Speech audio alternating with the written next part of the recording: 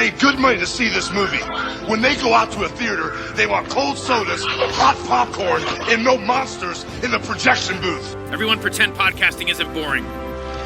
Turn it off. Turn it off.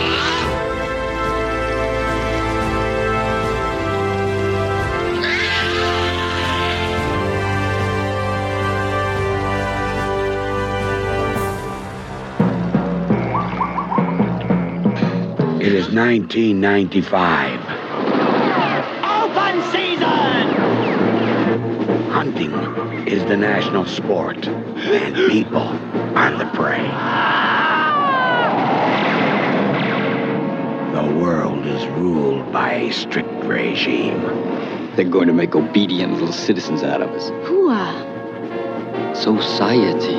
What do you mean? Step out of line, and they take you to the funny farm. You could die laughing. All you have to do is lead my guests on a chase for one day. A little sport. You're going to kill us? Not necessarily. You might survive. Is everybody ready? Come on, you big piece of shit. You come to me. I'm the one you can't break. I'm what you've been afraid of all your life. I'm afraid of nothing. You're afraid of failing.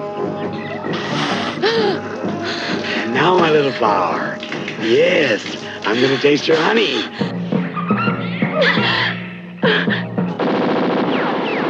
It is less the size of one's gun that counts, or the skill with which it's used. Don't you kill him, Jennifer! He's my target!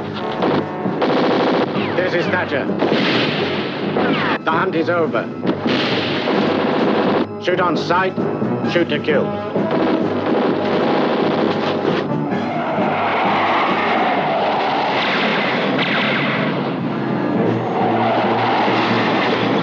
Let me come with you.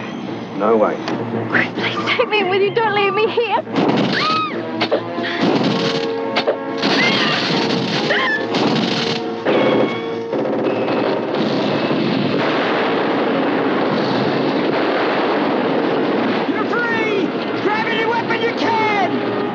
The hunters and the hunted.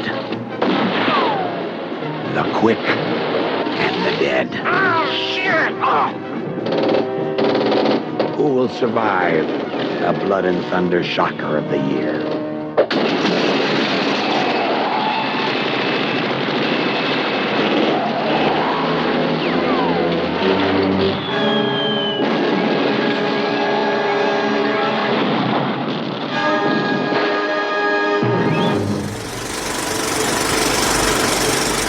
Welcome to the Projection Booth. I'm your host, Mike White. Joining me once again is Mr. Andrew Nette. Welcome. Thank you very much for having me.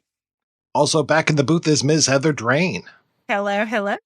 We continue our Shocktober coverage with a Patreon request from Ellis Kish, Turkey Shoot. Released in 1982, the film was written and directed by Brian Trenchard-Smith and stars Steve Railsback and Olivia Hussey as two victims of a totalitarian government in the distant year of 1995. They are taken to a prison camp where they're tortured and eventually made to participate in the brutal Turkey Shoot of the title. It's a battle royale with cheese.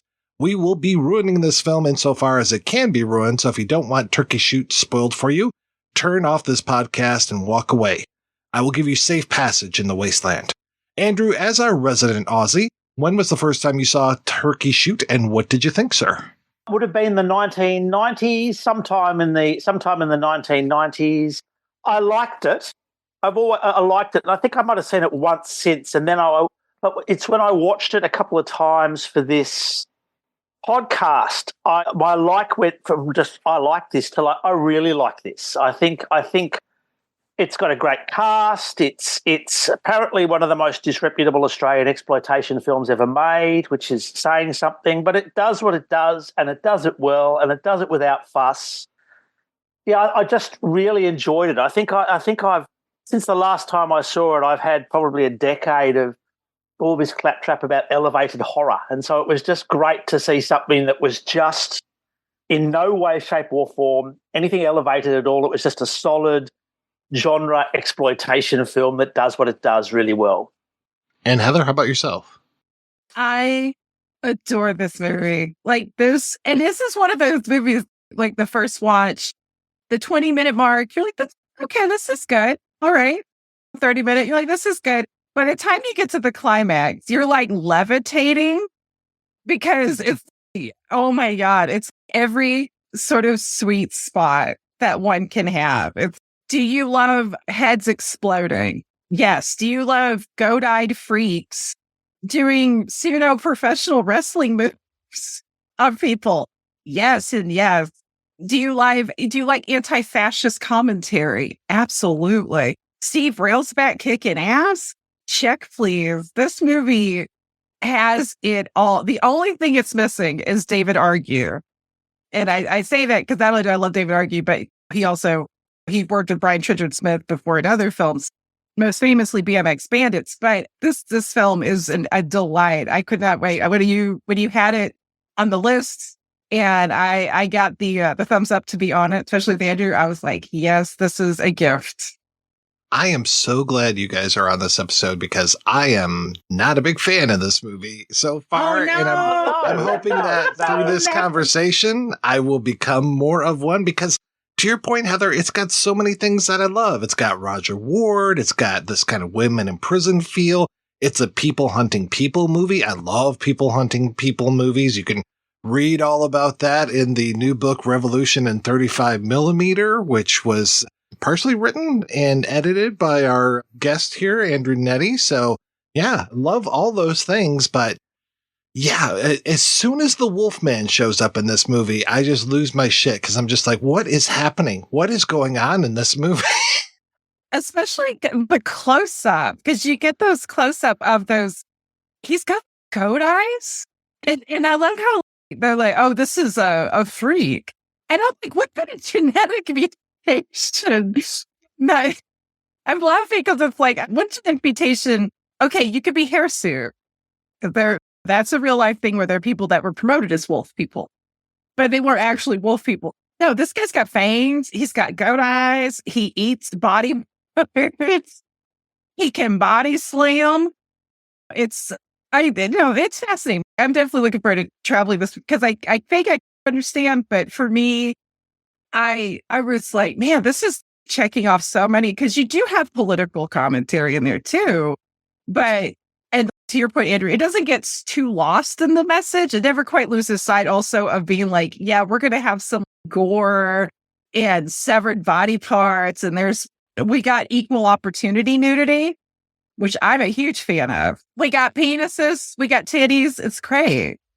I think Alf is fantastic. I mean, that's actually a guy called Steve Rackman. And he was known as Steve the Crusher Rackman. He was an Australian wrestler and he played the heavy in so many films and he's great. And I think to both your points, it starts off as a really solid people in prison film with all the tropes of the prison film. And then as soon as they're released into the wild for the turkey shoot, it just goes completely batshit crazy and it doesn't stop. And to quote Ron Burgundy, that escalated quickly and it keeps escalating. It just keeps going. It doesn't stop. I mean, I loved that about it. I just loved the way it just didn't care for any of its pretensions, and it didn't let its budgetary limitations stop it. The narrative just kept going and going and going. And then after the turkey shoot, it turns into like this war film where there's just this attack on the prison, and then it sort of up levels again. It's astounding. I think it's just the pacing of it sometimes gets to me. I think it's around like maybe about the 25, 30-minute mark when they start to introduce the idea of the turkey shoot, because they don't really have that at the beginning. And I love the beginning of this movie, especially because it starts off with stuff pulled from the headlines kind of thing and just all this civil unrest. And then you've got these scenes of these people being arrested and thrown in the back of this police van. And then you get their flashbacks to see how they got there, which I know really helped condense the script quite a bit and also saved a lot of money as far as the way that they set these up. Because to your point, Andrew, the budget to this was just slashed so much before they started shooting, and Trenchard-Smith had to work like a devil to come up with ways to save that money, avoid, the costs that he was going to incur, and suddenly just shift on a dime. I mean, that's what great filmmaking is all about, is solving those problems and saying, okay, I can still make this work. And he does make it work. And I don't have any problems with the acting, with the sets, with the special effects, any of that stuff. I think it's just that pacing right around like that 30 to 40 minute mark where you're like, okay, here's this new idea. We're going to have, why is it that Thatcher doesn't have overcrowding in his prisons? Oh, well, you have something set up to take care of that, don't you? And they kind of give you that little thing at the beginning to talk about that. And then they start to introduce these, and I don't know if these are just rich assholes that come onto the camp and participate in this turkey shoot hunt, but I like the introduction of them. But it just feels like there's a little bit too long before the actual turkey shoot starts. It starts right around the 40-minute mark, and I'm just like, no, get to that a little quicker, like 20 minutes, 30 minutes max. There are a bunch of rich, weird, queer assholes, and that's the other thing I loved about this film. Watching it now, you realise, so much of Australian culture was so queer, and we just didn't have the language to sort of analyse it. This Tito and Jennifer are both coded completely queer. They're totally sadistic. All the double entendres about the guns and the weapons, that astoundingly phallic chess set that Thatcher and Noel Ferrier's character are playing when they first start talking about about the prison. I mean, I loved all of that, and it takes its time, and of course that's not costing any money, is it? Getting all these sort of weirdos to sort of do double entendres about various self-designed weapons and things like that. I absolutely love them. Yeah, Michael Petrovich as Tito, and what's the woman's name? Carmen Duncan. Yes, Carmen Duncan as Jennifer. Duncan as the sadistic lesbian huntress. I'm going to make you feel like you've never felt before. She reminds me a lot of Barbara Steele from Caged Heat. She very much has that kind of energy. If this was an Al Edmondson movie or a Sam Sherman or something like that, it would be more busty. It'd be more like Diane Thorne, or my ideal would have been Chesty Morgan. Can you imagine? Why was there never a woman in prison movie made with Chesty Morgan? Anyways, no. And with the deepest V cut, she's almost like full boobin when we first meet her, and you get the feeling that she's just like this sort of very decadent bisexual. And she's very flirty with Thatcher, and she makes some kind of references to you get the feeling that maybe they've had a thing in the past, and he probably had what I call a Vanity 6 nasty girl moment, where that whole end of the song where she says, "Wake me when you're done." She was like that with Thatcher. Somewhere, someone has done turkey shoot fan fiction about all that stuff, where they explore the sexual lives of the hunters in turkey shoot. There's a line that she says where it sounds like, yeah, she and Thatcher had been together before, but he wasn't able to sexually satisfy her. You're a difficult woman to satisfy, Jennifer. As you well know, Charles. Which is why he became the commander of the camp, to sublimate that. Yes. If he was in an American camp, he would have like a Hummer. He would have the biggest truck, one of those huge trucks that is like a monument to like erectile dysfunction. Giant Ford truck with like double tires. But they tool around in these weird little dune buggies. Oh, yes. Which it's fantastic. Yes, all the little vehicles in this, like the little... like a big shovel? Yeah, it's like the little bulldozer that he drives around in and just like tools around. I'm just like, that is the cutest little vehicle I've ever seen. Same thing as the banana splits. Oh, yes. It's the banana splits dune buggy with the little digger on the front of it. Also with the machine gun, and then at one point when he stops, he just picks up a bazooka and starts flying. This guy's got. It's what I mean. It just keeps going and going and going. I love the bazooka. I was like, who hunts a bazooka? But then again, if anybody's ever been to like a hunting store, there is some gear there where it's Really? Is this really a sport at this point? Wait, why do you need an AK to hunt a deer? Heather, I hope you're not advocating against people's constitutional rights to own a bazooka. Never. I would never get political on the projection booth. And good thing this movie isn't political either. Not at all. What did you guys think about Dodge? I want to talk about that character. He's the redheaded guy who sort of plays the lackey, yeah? Yes, but he's got those what I call Cosmo McKinley glasses, which is a reference only I would probably make on podcasts from Shock Treatment. He's got the Richard O'Brien Coke bottle glasses and eating fish guts. You instantly want to see this guy die. He's such a kiss ass. He's so devious. If this was a comedy, he would be played by Rick Mayall. I regret when he takes off his glasses because that he almost looks like a normal human being then, even with that crazy red hairdo that he has. But I'm just like, no, keep the glasses on, my friend, because that is your look. You need to own it. And he gets his toe eaten. Oh, God.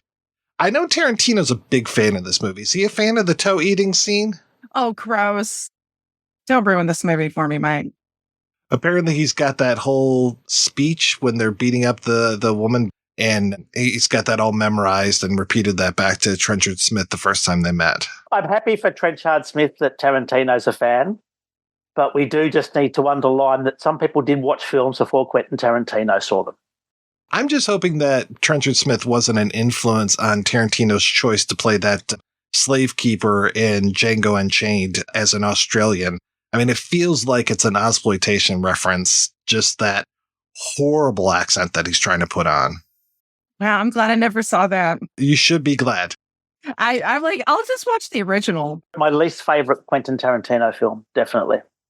Oh, up there with The Hateful Eight. But anyway, we're digressing now. Yeah, it's a race to the bottom for me. Yeah, and I love Steve Railsback. Having more Steve Railsback in my life is something that I really appreciate. And apparently he was getting so method that when he's in that cage at one point and they're putting weights on there. What's the guard's name? Is it the Gus Mercurio character? Because Red, yeah. Which I kept thinking that Red was Dodge's name, and then Dodge was Red, but because of the red hair. But yeah, with Red putting all those like weights on there, and he's being crushed under this weight inside of this cage. And apparently Railsback really wanted to play that method at first, and like, no, put real weights on here, put real weights. And then eventually he was just like, I can't even breathe. It's like, you need to take those real weights off there so Steve can actually give a performance. Thanks. That crazy Texan. I love Steve Railsback. Now, the cast in this was such a delight. And no shock, Steve Railsback is fantastic in everything. And he's one of those guys, even when he's in something for 15 minutes. I love him in Nico Mastorakis' The Wind. And I think he's literally in that for 15 minutes. But Olivia Hussey, it was such a delight. And I think very underrated. Was it Red that kept calling her, ooh, my little flower, my little flower? I was like, oh, God, I could not wait. Some of these guys, it brings out your very Old Testament side where you're like, oh, I can't wait to see this guy get killed. I like Gus Mercurio a lot as Red, but I kind of wish that Vic Diaz had been in this movie in that role instead, because I just think that he plays a prison guard the best. And talk about being coded queer. He was coded queer in so many things, especially those Jack Hill films. I mean, that was one of the things when I watched it this time. I just thought, oh, this is all these character actors from my youth came flooding back. And of course, Gus Mercurio was one of those. He was just the omnipresent raspy voice of my youth, doing ads for sweets, narrating boxing games. He was a big voiceover person in advertising, and he also was in a lot of films. He's fantastic. And I just say, and I mean, I said on my Letterboxd review of Turkey Shoot that it got an extra half star from me for having Noel Ferrier in it, who I just love and who basically played the same character in everything I've ever seen him in, which is that sort of effete, queer-coded, upper class kind of person. And he's wonderful. He's wonderful in this film. I just love him. Carmen Duncan, Linda Stoner, who was in a very famous Australian television. She was in a very famous Australian police sort of procedural show called Cop Shop, and she was a sort of a big sex symbol in Australia in the 80s for obvious reasons. Roger Ward. I mean, yeah, Rackman as Alf. It's an absolute smorgasbord of Australian Ozploitation sort of talent there. Yeah, and it's so much the better for that because all of these guys are bringing so much to these roles. And I love just how wild, especially, I mean, Gus Mercurio, back to him, he is just playing this to the hilt. And then you get somebody like Thatcher himself, but then you get Michael Craig and he's just kind of, playing it pretty low and slow, close to the vest type of thing. And I'm like, okay, that's good. And it just makes those other guards seem even more crazy. Like between Gus Mercurio's Red, and then, of course, my favorite Roger Ward in there is Ritter. Every time Ward is on screen, and I love the way that they introduce him with that low-angle shot looking up with the sky behind him and just that big fucking mustache looking down at the person on the ground. I'm just like, oh, this is great. And then when they're do that recitation of the kind of their I'm a bad person speech, I'm a deviant speech, and him like punching at her and stuff. And then after a while, he just starts like picking her up and throwing her down. Yeah, There's a lot of wrestling moves in this movie, to your point, Heather. Yeah, that's not Linda Stoner though. I think that does that's all right. That's someone else. I can't remember what her name is, but oh, that poor little girl. Yeah. She looks like she's 15. I don't think she is, but she's so tiny. She's right. Absolutely that's tiny. Yeah. And yeah, now to your point, Mike, he was giving me such Ox Baker adjacent energy in this. I was like, why didn't we get an exploitation film with those two as brothers?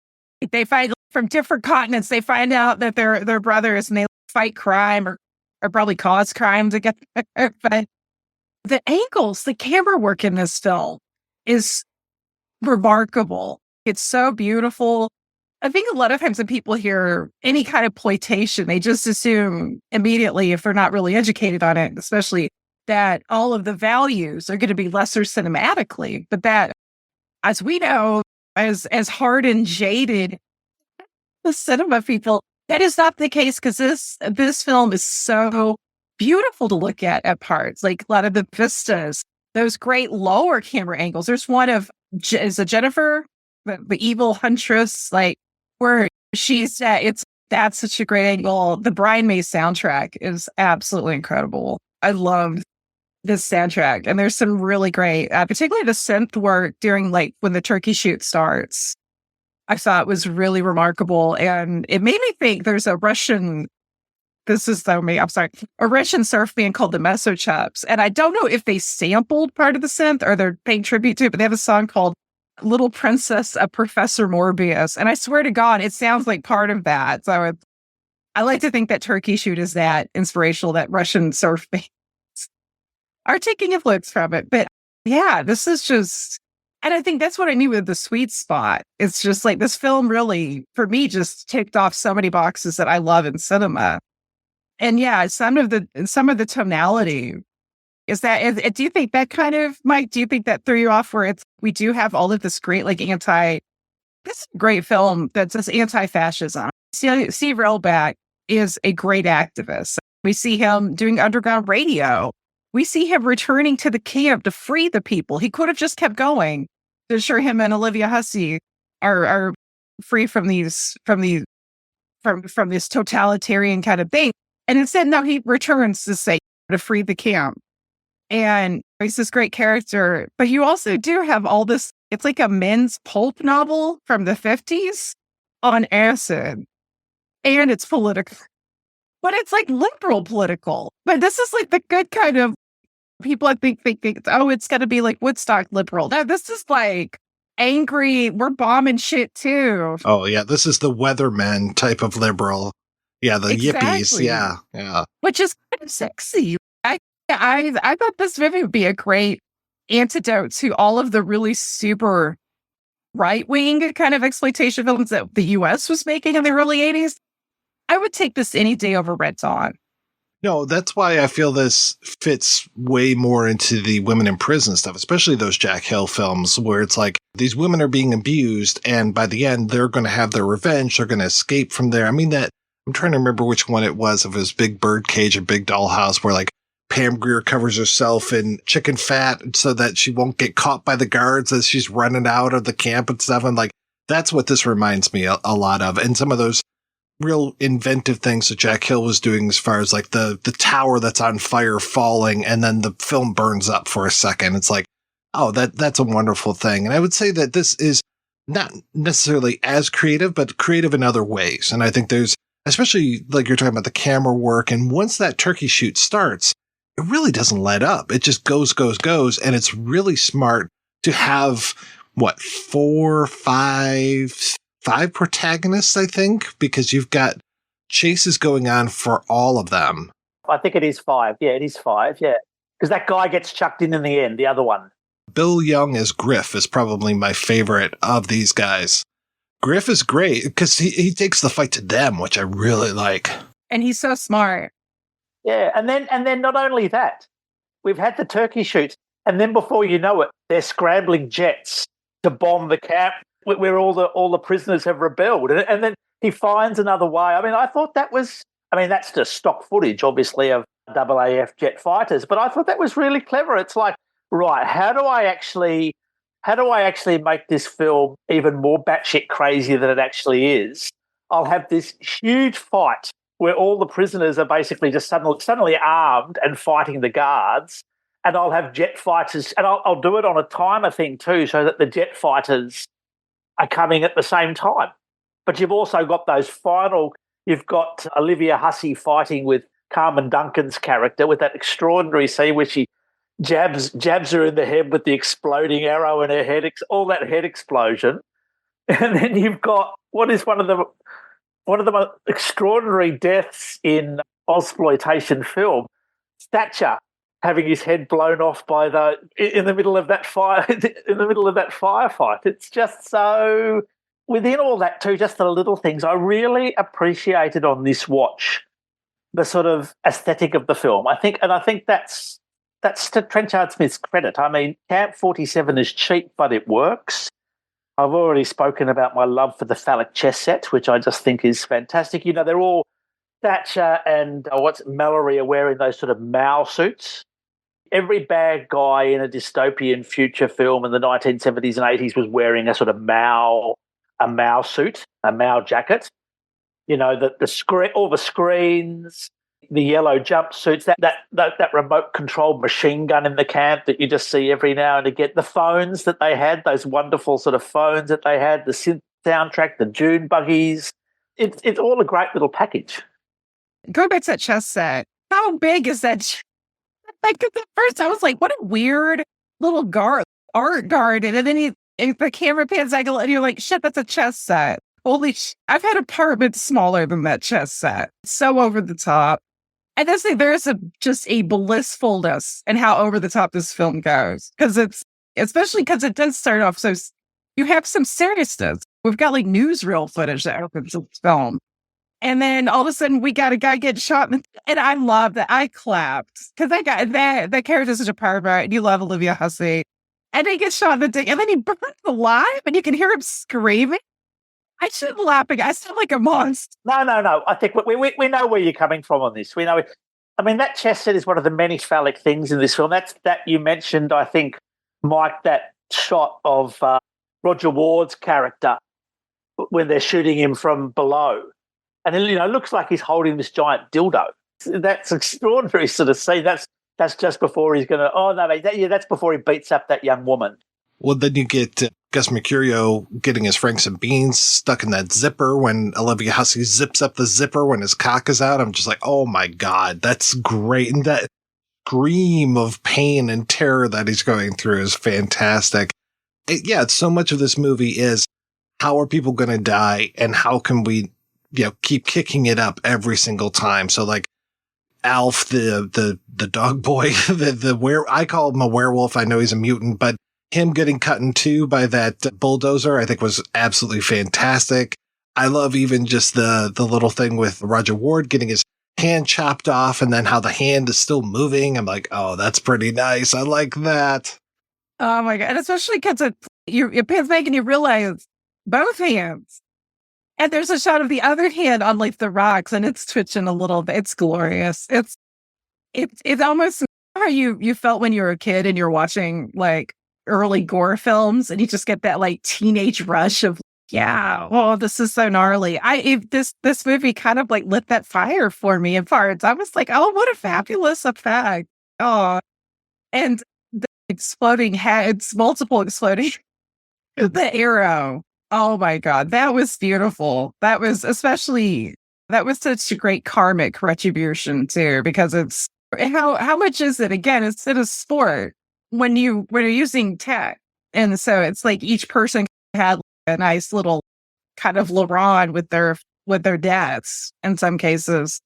I did feel a little bad for the wolf mutant hybrid. What kind of life did that guy get to live? He would have become their mascot, like Scooby-Doo. Would you kill Secretary Mallory for a Scooby stack? Oh, there's the fanfic.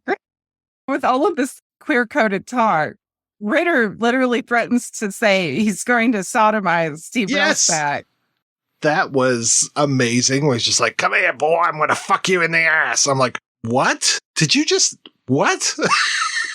During the climactic fight of the whole movie, I mean, that for me is like the big climax, even though, to your point, Andrew, we're still like 20 minutes before the end of the movie because we have yet to have the airstrike. That's why they had to have the airstrike. Because wait, how can you one up all the stuff we've been talking? How can you one up mutant dog people being bisected? How can you one up a guy? Which, by the way, do they have?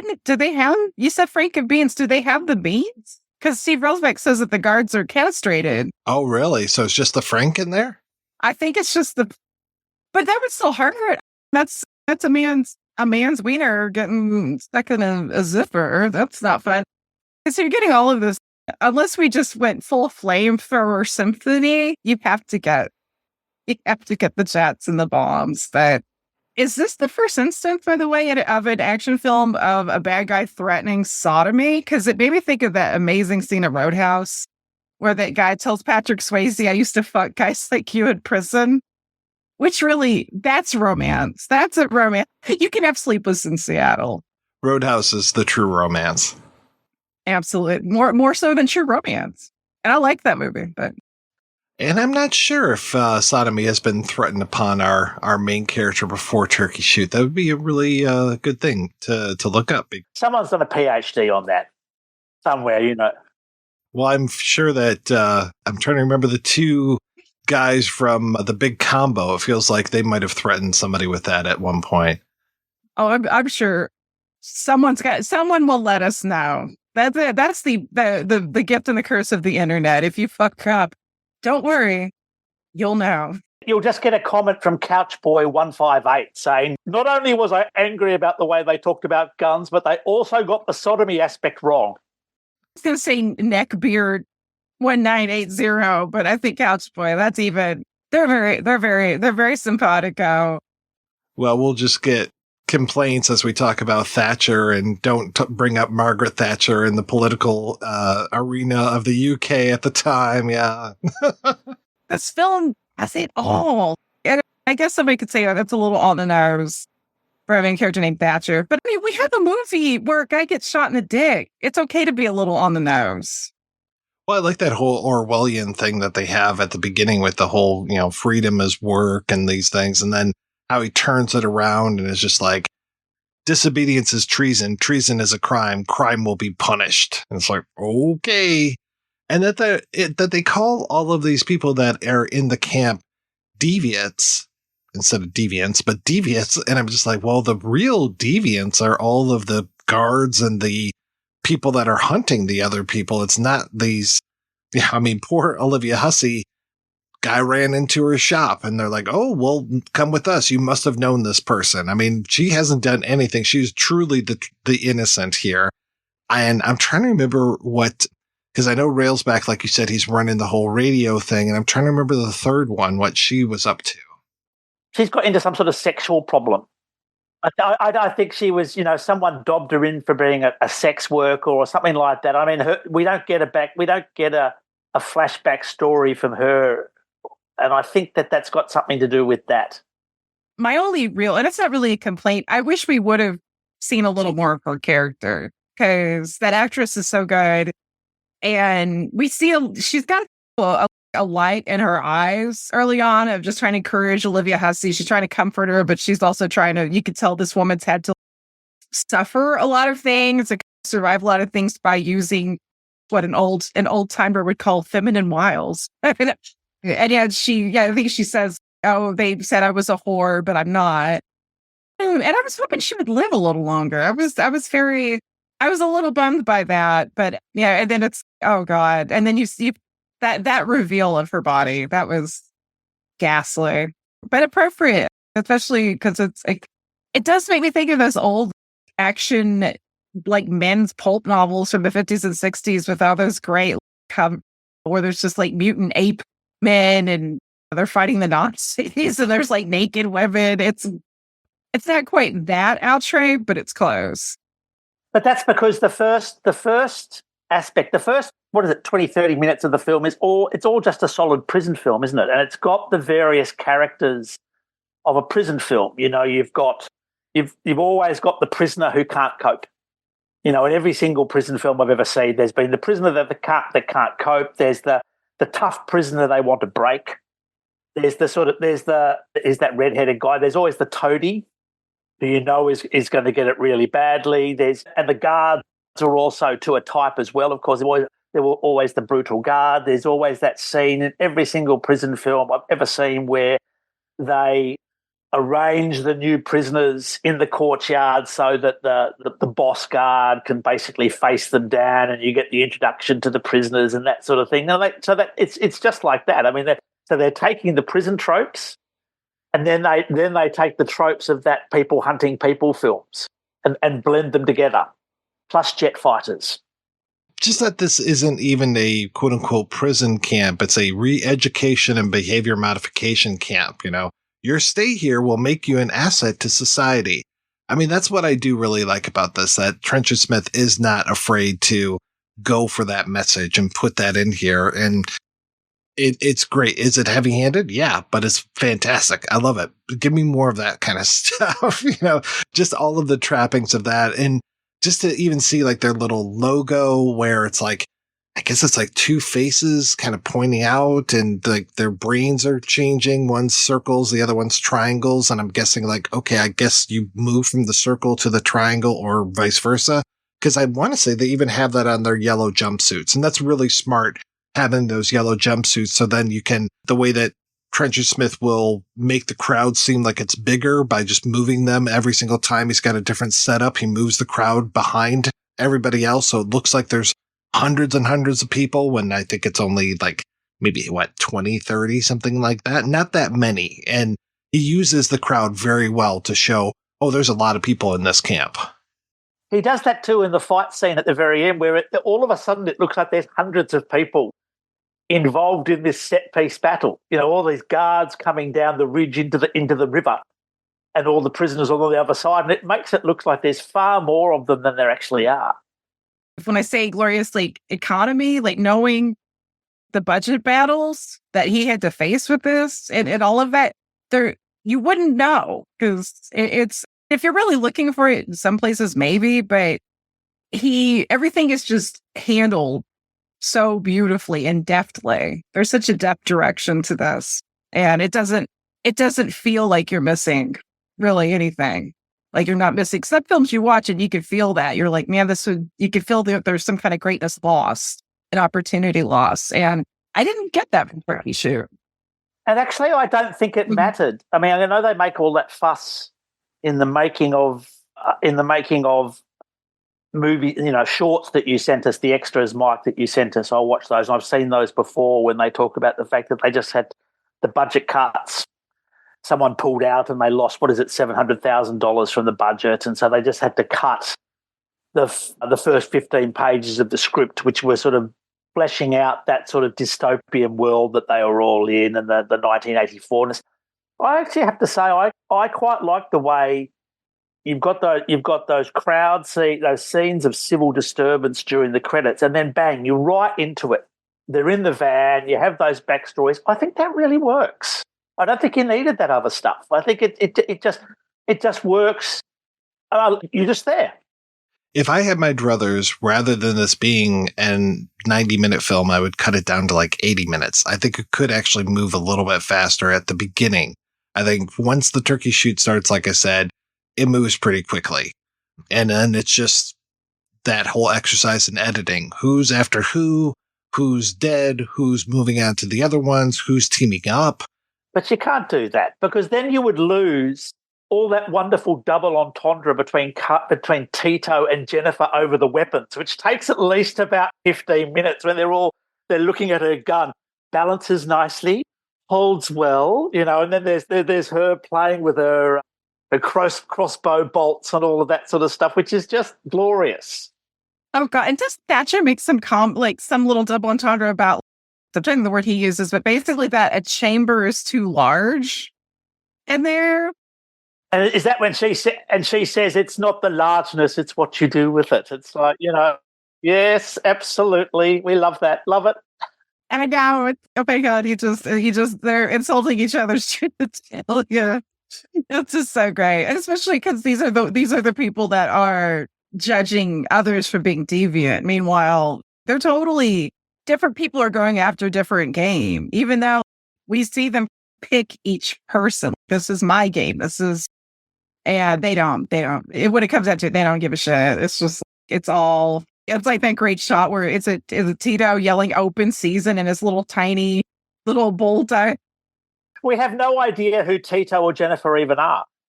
They're these two sort of weird, queer, Eurotrash, people who've just been parachuted into the camp to hunt people. She's got her lovely little, her riding cap on, and she's got her riding uniform on her horse with the crossbow, like she's about to do dressage. And that crazy eye makeup she's got at the beginning, I'm just like, holy cow, lady, that's quite a look you got going on there. And then they cut right before she finally, attacks her prey. And I'm like, oh, I think she was leaning in for a kiss. And then they cut away from that. And then the next time you see the girl, yeah, it almost looks like she's got the arrow jammed down her throat. I think it's coming out of her cheek. Yeah, that it's actually doing that. But I was just like, oh, that looks almost like an oral thing you've got going on there. And yeah, I'm so glad when she gets her comeuppance. The comeuppances in this movie are pretty great, especially Tito getting that machete right through the head. All of the comeuppance. You're right. Every single comeuppance is so special. It's singular for each person. And also, you mentioned her leaning in for that kiss, and I almost made me feel bad for Thatcher because I'm like, and she's already got her tongue halfway out. It's like Arno Jürgen in Flesh for Frankenstein when he starts trying to kiss the sutures, and it's just, you could tell, but this is the guy who's never probably been with anybody living ever. With Jennifer, it just adds to her sleaze appeal. It's not working, Baron. But I love this movie so much too. And this was a film, and you hear more people do this with slashers where they're like, oh, the kills. And with slashers, I don't really go that route. But with this film, I'm like, we get the whole booby trap kill with the multiple, it's like multiple spikes, got the exploding arrows. Again, a guy burning alive while after being shot in the cranial region. I can't think of another movie that has the twain meet like that so much. Yeah, that poor guy near the beginning with those two big balls filled with gasoline. But the other aspect of this film, which is funny too in that respect, is it's like that, it's like that great scene in the Austin Powers movie where Scott sort of says, what you going to feed him? Dr. Evil has captured Austin Powers. You're going to feed him. Why don't you just get a gun? Bang, shoot him, dead. Everything in this film is so unnecessarily complicated, and that's what some of the joys about it. And that's why that ridiculous game with the gasoline, which actually makes no sense really, but it kind of works, It's like you can just shoot him, bang, dead, but you've got to do this sort of ridiculous thing with plastic things of gasoline. It's like, why don't you just dump the gasoline on him, set him alight, bang, he's dead. I have a gun in my room. I could go up and we could shoot them together. It would be fun. One of the greatest lines from that film. That film does skewer Bond films and a lot of those action films quite well in that respect. For sure. Yeah. I'm about to talk about Moonraker this weekend and talk about a movie that just was such the embodiment of the James Bond camp and all of the things that Austin Powers just reveled in so much. I mean, the second, wasn't it the second one where they go to space? The second Austin Powers? I mean, that is so, yeah, Moonraker. But it's also that Austin Powers shot where the guy's getting run over by the steamroller. The steamroller. He's going. That's my favorite. And that reminded me of the scenes with that Dune buggy. That is my absolute favorite out of any of Austin Powers. Is that 2 minutes? Do you know what's so great about that scene? Is there's a cut scene. There's a cut scene after almost every guard death in Austin Powers, or cut scenes for those, I should say. And it's going back and seeing the family of the guard and just like, oh, it's something happened at work today. Your father's not coming home. And it becomes this big pathos moment with like the music swells and the mom and the son who's now without a father are there completely, destroyed. I love that. I really wish they would have done that. They're having drinks for him and Rob Lowe's proposing a toast for him. Yes. Which actually goes to another point, which I've been thinking about a bit. Because, I mean, Turkey Shoot, we've laughed about the violence and all that. Because people talk about these films as being, reviled as disreputable, but they're not as violent as the average superhero films. I mean, where the violence is so dehumanized and you don't really see it, but hundreds of people are getting killed. Hundreds, sometimes thousands, if not millions. Yeah. You look at that Man of Steel, where I think the guys from We Hate Movies are like, that's 75 9/11s all happening between all of the different buildings being destroyed by Zod and Ursa and Nan and Superman himself. Whereas this is just killing fascists, basically. Well, some of the prisoners get killed too, but this is just killing these weird fascists. Not to evoke that great Hodorowski interview with Jonathan Ross, where I love violence, but yeah, it's like when people make these complaints, I'm like, you realize this is storytelling, and violence is everywhere. Violence is in everyday life, and if maybe the film is having this, obviously the more cartoonish aspect of it in some ways, obviously, but that's okay. It's all part of storytelling. You know what I think is disreputable is making a movie that costs enough money you could rescue and revitalize third world economies, and you make it a shitty, boring movie.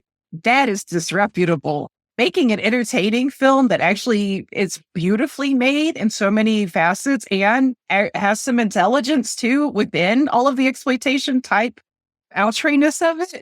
That's the most reputable thing, in my opinion. I love that. It's disreputable to waste money and make a shitty movie. Heather, is that your TED Talk?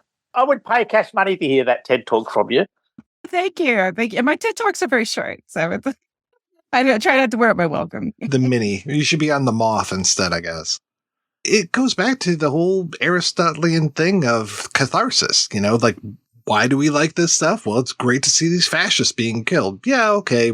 Like you said, we see some prisoners killed as well, but it just makes us even angrier about the fascists. So, yeah, this is great. I'm okay with bad people being murdered in movies, especially after you see them doing bad things over and over again. We see about probably about 7 or 8 people get killed in this film very terribly. But I saw Deadpool v Wolverine recently, and I mean, God, the violence in that film and just the anonymous, consequence-free violence of that film is extraordinary. I quite enjoyed it, but it was extraordinary. And that's every single superhero. There's no consequences, there's no showing of the violence, but people are dying. The funny thing about Deadpool and Wolverine is that both of those superheroes, their power is regeneration. Like that scene where Deadpool is killing all of the other Deadpools, and then they all get up and just kind of shake it off and they're ready to fight again. It's like, okay, yeah, death isn't a real thing in these superhero films. I mean, it's not a real thing in movies, right?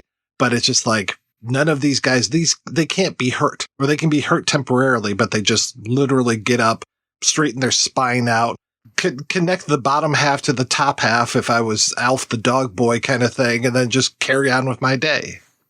Yeah, but consequence-free violence in films. That's what I actually object to that. I really dislike that. Yeah, on so many levels. There's a moral level, but it's also you've just kind of like taken the teeth out of your story. Dude, you've defanged it. It'd be like Alf without his fangs. Or his top hat. Or I love the top and his little vest. Yes. He's a little lad. We love the little lad. It's a tale as old as time, because it's like in the 80s, we had all these politicians in the States that were wanting the 80s and 90s about censoring video games or complaining about, natural born killers or whatever. But meanwhile, it's True Lies is great. Oh, that's a great movie. That's a great American movie. How made a big movie? Yeah. Ridiculous. Yeah, I don't know. I think if somebody tells you this film is disreputable, that tells you more about them than the movie. Well, it also came, I think, at a point in Australia's, because, there were those two streams of Australian filmmaking at that time. There was the sort of new wave when they were making films like Picnic at Hanging Rock and Careful He Might Hear You, and these bucolic sort of stories of young girls in white lacy dresses frolicking through an alien Australian landscape and all of that. And then you've got Ozploitation, which is sort of, at variance with that. And so much of the criticism of Turkey Shoot is by these critics who are all huge fans of the sort of that new wave of Australian filmmaking. So, of course, they're going to, when I was reading up on this film and I was reading all the negative comments and who was making them, I was going, of course you're going to say that. Of course Philip Adams is going to say that. Of course David Stratton is going to hate it. They're all these new wave people. And, if you're not walking through the Australian outback or, through in a lacy dress, it's looking at the world around you, it's not going to rate for them. I hate that because I always feel like independent cinema people should all come together. Where it's like everybody's basically fighting the good fight here. That's like that in so many countries though, because it's like how many sort of art house people over here would turn down their nose and be like, oh, whether it's adult, that's just porno. That's Devil and Mrs. Jones's art house. It didn't play in an art house, so that's why it's classes too. But it takes on a specific resonance in Australia because we're a small secondary market, and we're always struggling for cultural relevance and to punch above our weight and to be seen as a serious cultural force. This is certainly in the 70s and 80s when Australian filmmaking was just starting. So it was very much seen as through that lens of advancing a serious look at Australia and Australian themes and all that stuff. And of course, within that, films like Turkey Shoot, they're not that. They're not serious art house films that are vying with the kind of films that they make in America or Britain or stuff like that. So it's that sense of cultural cringe is even, we still have it now, but in the 70s and 80s, it was really well developed. So I didn't realize that, because I knew this movie had a lot of different titles, but I didn't realize that the Escape 2000 version that was released here in the States on VHS was actually a lot shorter. And maybe that was doing what I was hoping it would do. It's only 78 minutes, 37 seconds, as opposed to at least a solid 90 for the one that we watch as Turkey Shoot. So I did not realize that there's a 2021 Umbrella Ozploitation Classics release of this that has that version on there. What did they cut? I wish I knew, but I hope it's better than The Cars That Ate People versus The Cars That Ate Paris, which is just an abomination, and that's like an hour long compared to like an hour and a half. They really butchered that thing. Oh, Lord, that's disreputable. I know. I fear, it seems like anytime a film like this gets cut, it's usually going to be the nudity and violence, all the fun stuff. But this is an American release, so maybe they just played that up. Who knows? I mean, we do love our guns. Did they dub it in American voices? That would make a lot of sense if they did that too. Oh, God, that's awful. I hate that shit. Me too. I hate it. I hate dubbing in general, but especially where it's, you dumbasses, if everybody's speaking English, it's an accent. We have accents in our fucking country. They're going to dub Hee Haw where everybody sounds like they're Buck Owens is like singing like he's Frank Sinatra or something. Jim Neighbors. That would be a good release to get of this. I have the Severin release of this. Yeah, I think that one's still in print, but I think the Ozploitation classics are out of print, or at least this one is. But I wish it wasn't. Me too. We know how much these things go up in value. Well, especially if it's got a slip cover to it. I mean, that piece of cardboard is going to cost a lot of money. Those are probably like the people like shooting each other over sneakers in the 80s. People probably like doing that, getting in knife fights over slip covers. Well, something I will have to track down now is the Escape 2000 release of this film, just to compare it. All right, we're going to take a break and play a pair of interviews. First up, we'll hear from Ritter himself, Roger Ward, and after that, it is writer-director Brian Trenchard-Smith. And we'll be back with both of those right after these brief messages. Hello, this is Will, a writer of 3 films plus a Christmas special. And this is Kevin, a writer of 1 and a bit films and 3 and a bit episodes of TV. Okay. We're screenwriters by day, podcasters by night. Yeah, okay, Batman. And we're the hosts of The Best Bits, a show where each episode we pick our favourite film scenes from randomly selected, weirdly specific themes. Such as Best Fight Scene, Best Sex Scene, and Best Tom Cruise Running Scene. Why should I know these things? Do you know them? And we have the world's first podcasting AI to keep us on the straight and narrow. Say hello, Podbot. Hello. So, if you're looking for another film podcast to subscribe to, why not check us out? The Best Bits with Will Collins and Kevin Lehan. And Podbot. Yeah, it's good crack. Irish crack. So if you want legal crack, subscribe to Best Bits podcast. Please.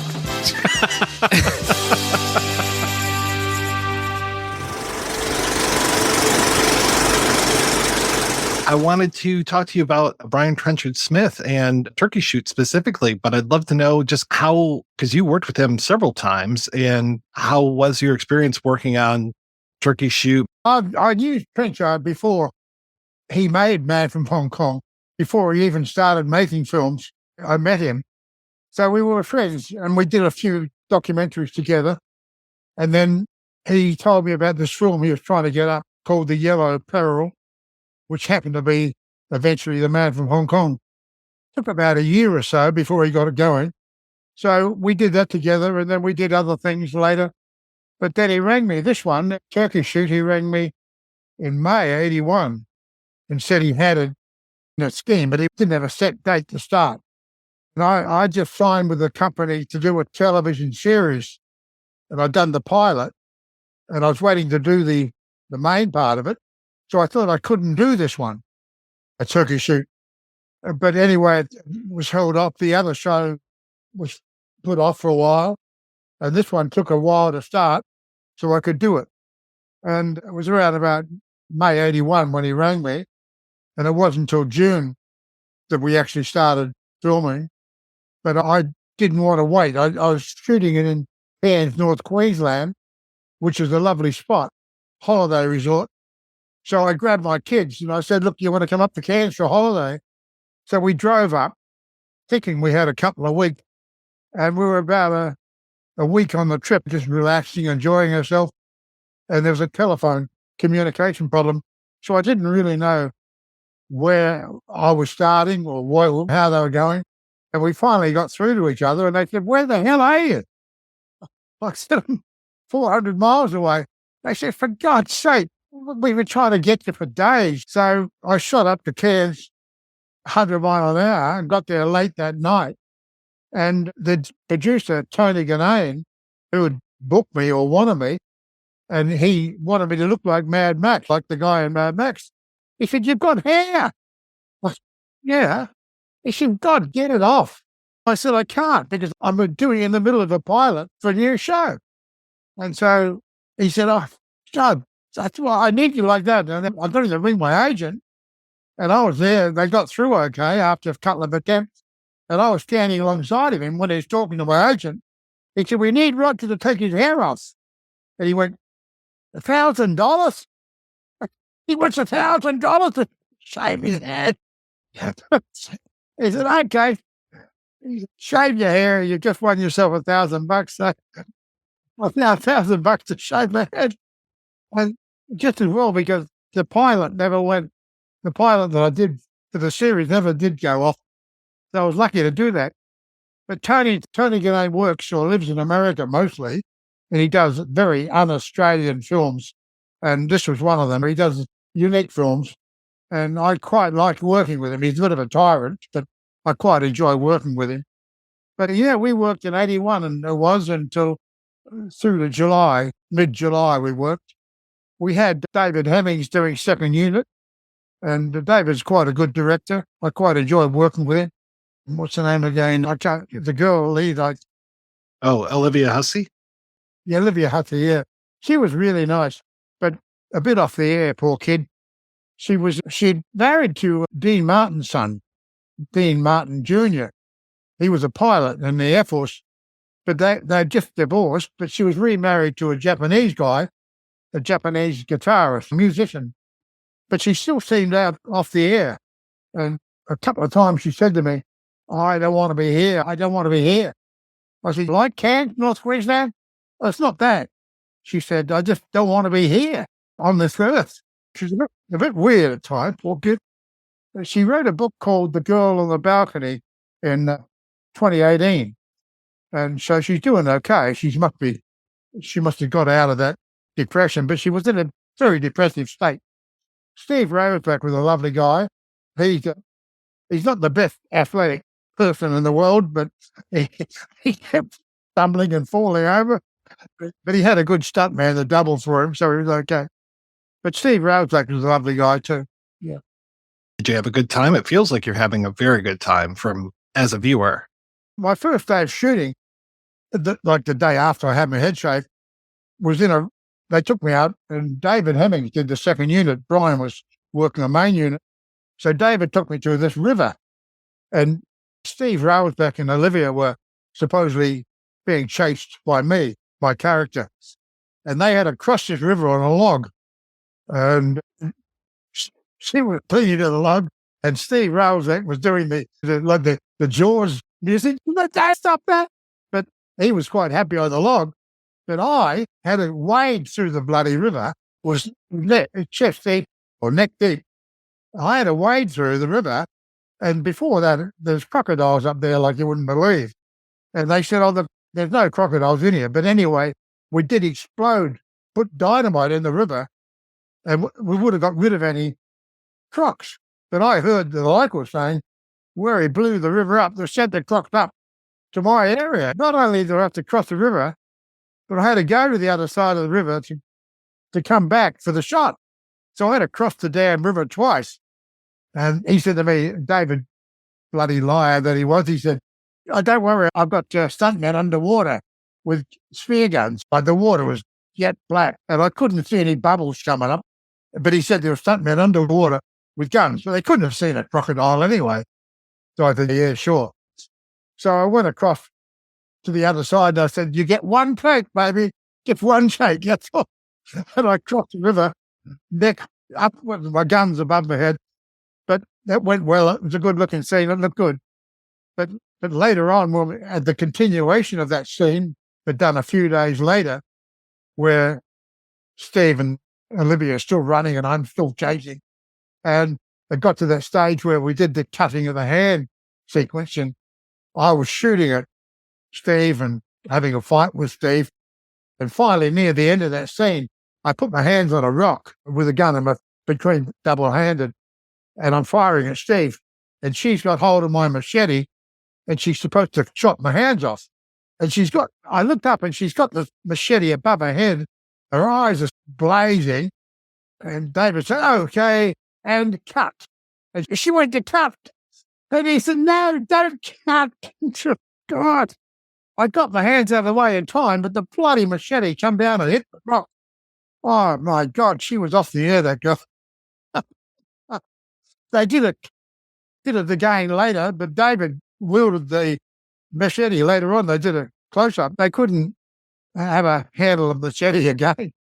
But she was really off the air, that kid. You mentioned the pilot that you were doing at the time, and it feels like, just looking at your filmography, 1982, 1981, you were really busy because you were doing the pirate movie around the same time too. Yeah, I did the pirate movie the same year. I did, well, to get Ladies Stay Dead the same year. I did a lot of films that year, on the pilot. But I would have liked to have done that pilot. It was I playing a cop, quite a good cop, good character. But I remember Terry Burke, he's a director. You may have heard of him, Terry Burke's wife. She was a Japanese girl, and she saw the pilot. And she said to me, "Oh, you become star. You be some star." I said, "Hey, I'm already a star. Thank you very much." I'm doing 4 films this year, but they never did eventuate. But no, we had English producers on this film, on Turkish. They were English producers, and they were pretty ruthless sort of guys financially. And although I was paid quite well, and I was paid on time, a lot of people weren't, but I was. And but they were also looking at ways to make money, and they befriended a horse trainer up there, a guy called Joe, only a young guy, but about 30. They befriended him, and they said to him, "Look, so they had races every Saturday in the country, and they're not policed, the country state, they're not policed by any regulations, and they have a lot of bookies up there." And they said to him, "Look, can you rig the race so that we can bet on the horse that you guarantee is going to win, and we'll get some money to get this film moving?" Because they were. So this trainer said, "Yeah, sure, okay." So he told his jockeys and paid them off what to do, and the favourite was to be pulled back by the jockey.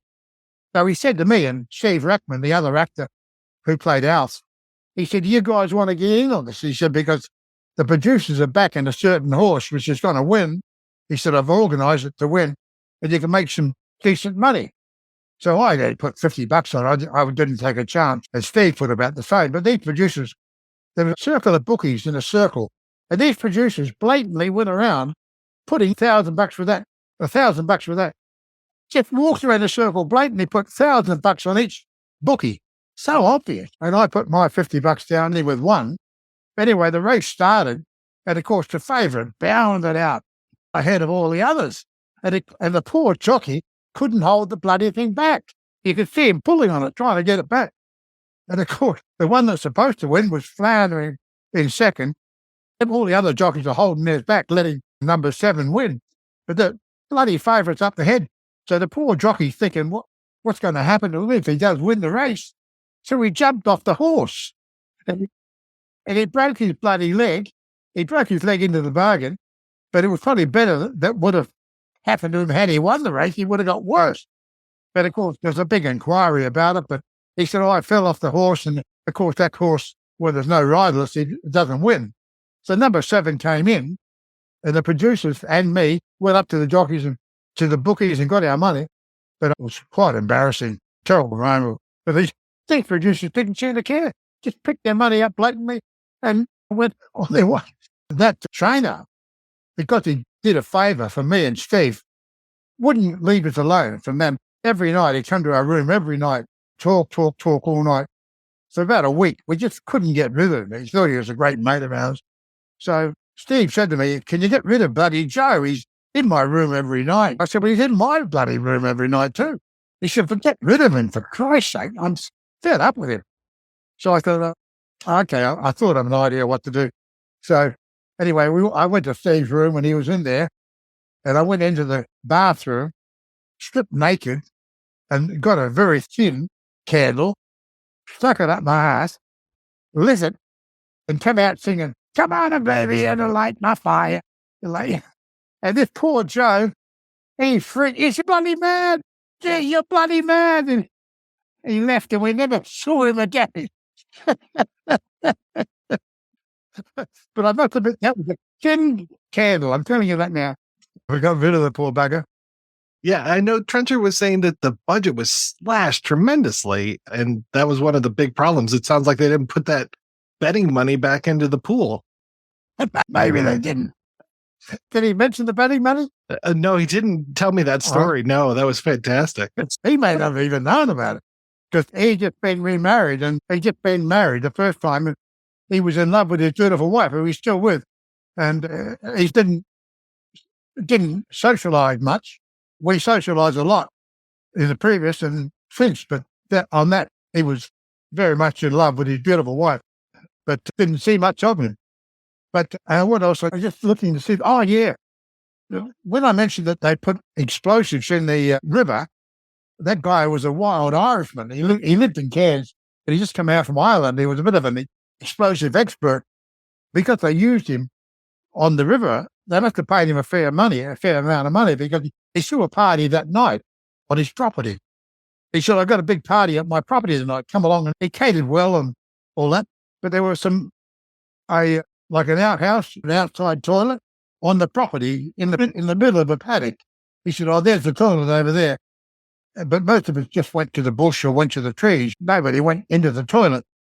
But Gus Mercurio, who was an actor from America and a very gruff-voiced actor, and he played one of the prison guards with me, and he played Red in the film. Anyway, he wandered off and went into the toilet. And he was only in there about 2 minutes when, bang, the bloody toilet exploded. Oh, God. And all the walls fell down and the roof came off.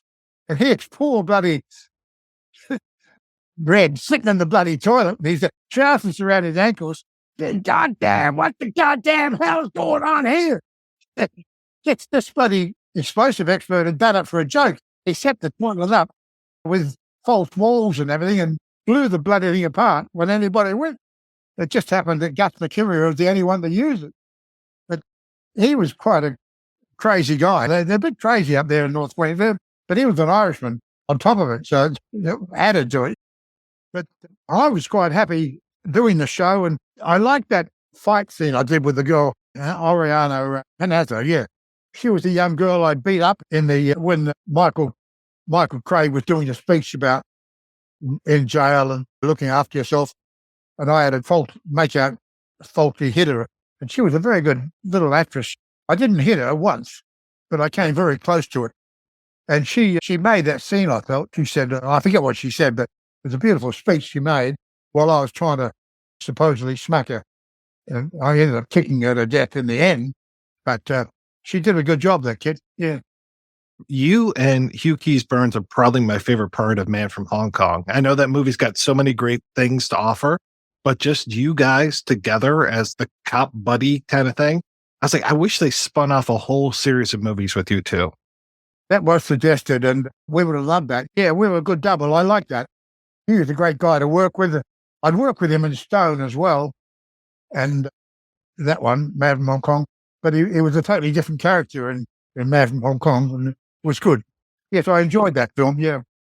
That was the thing I like about Brian's films, is they just feel very fun, and it feels like he's having a good time making them. You're having a good time acting in them, and I just enjoy watching those. Yeah, he's a boy's own boy. He loves action and adventure, yeah. What are you working on these days? Because I feel like you never slow down. Yeah, well, I did a film last September in Cairns, North Queensland, the same place we did Turkey Shoot. And I've won 2 acting awards for that since then, just for that film alone. And on the strength of that, the director is writing another one for next April. He hasn't finished the script yet. He said he'd get to me, but he sends it as he does 30 pages, another 30. It's a very good script. They're both horror films. The one I did before is a horror film called Zombies versus the Men's Shed. The Men's Shed is a place where men go and the zombies attack it. But it was a comedic horror. And now he's doing another one in next April, May. So I'm booked for that. But I'm actually writing my memoirs. I think we spoke about that before.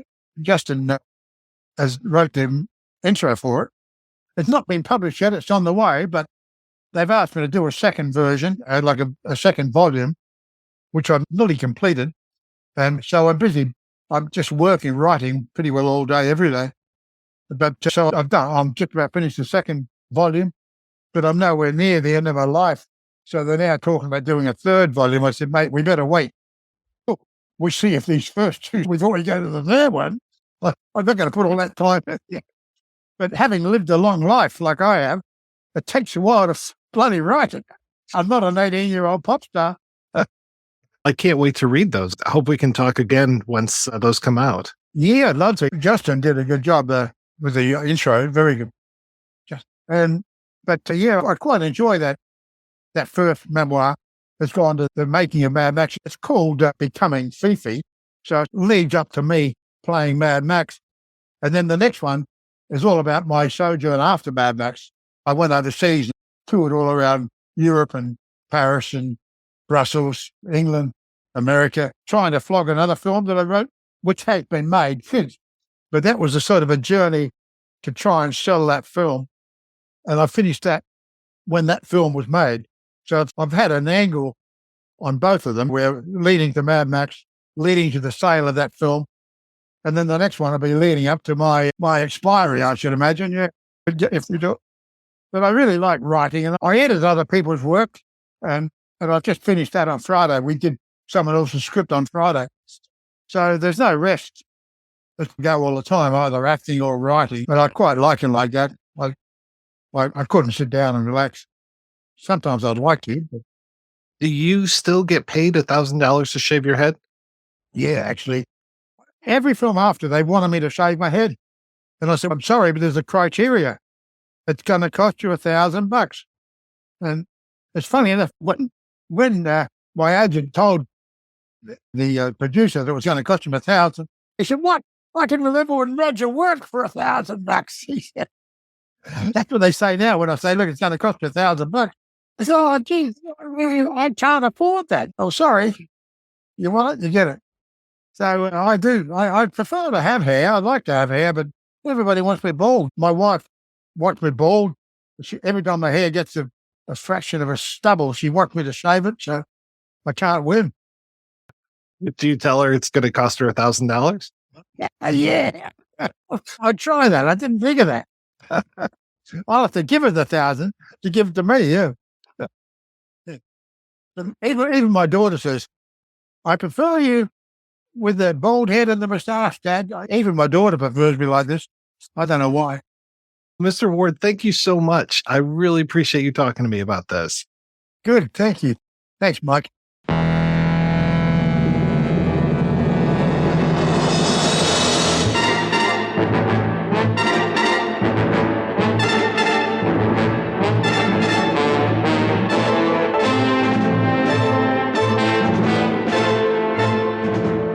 Before we even start to talk about Turkey Shoot, I'm so curious how you decided or how you got into the movie business, just because you have had such an interesting career.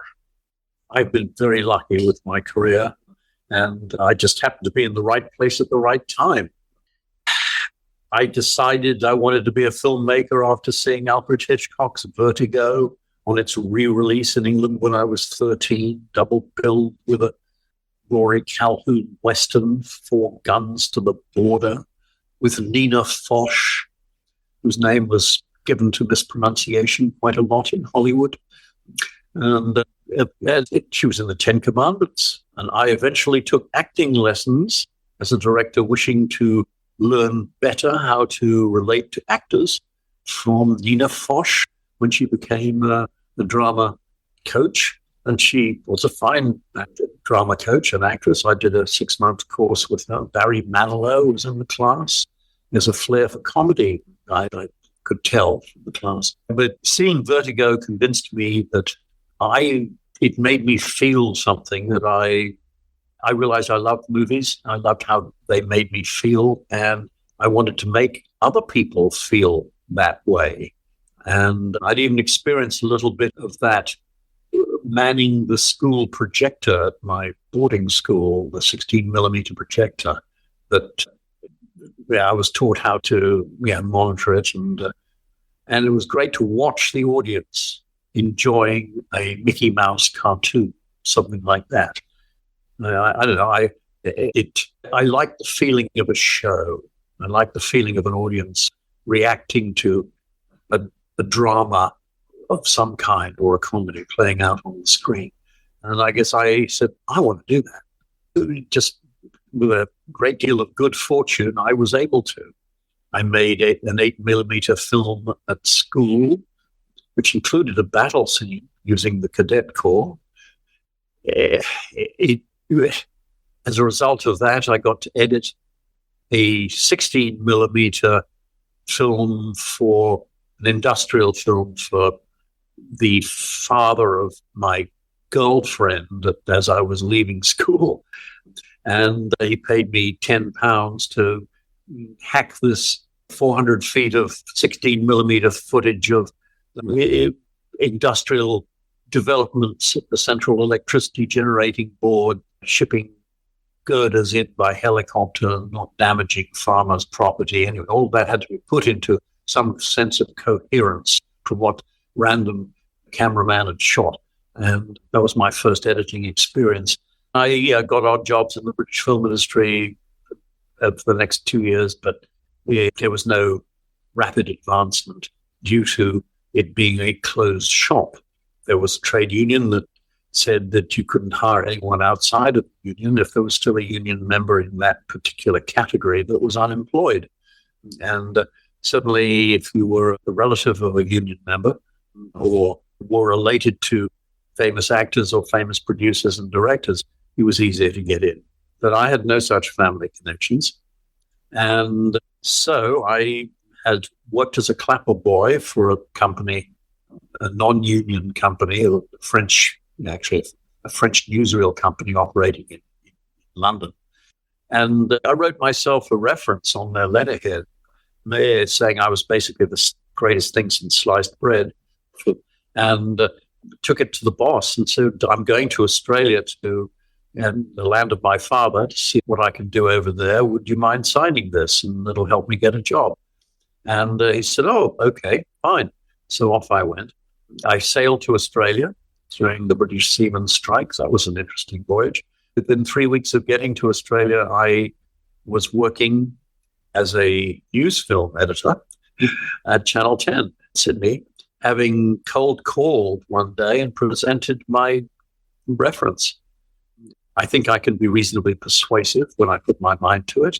And I had a good interview with the personnel officer who was recovering from an armed robbery at the television station,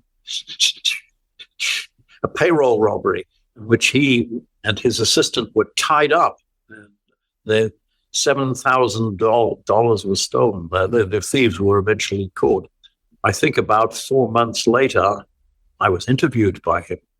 I don't know whether any of these strange coincidences had any bearing upon my hiring. Anyway, he was a nice guy. But that was my start.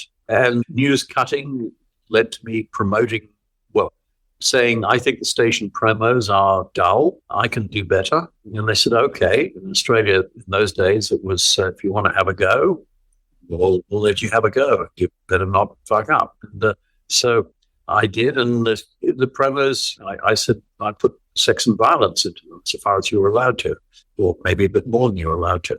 And this attracted the attention of another television network. And they stole me. I made promos for them, and they were very happy. I just had a flair of picking the bits out of what I saw that would attract you to want to see more.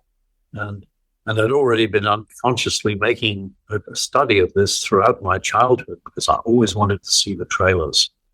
And anyway, and trailer making became an adjunct to my filmmaking career, and I've made over 100 when I stopped counting trailers for theatrically released films, either on cinemas or direct-to-video, or those are the two. I made countless more promos for television.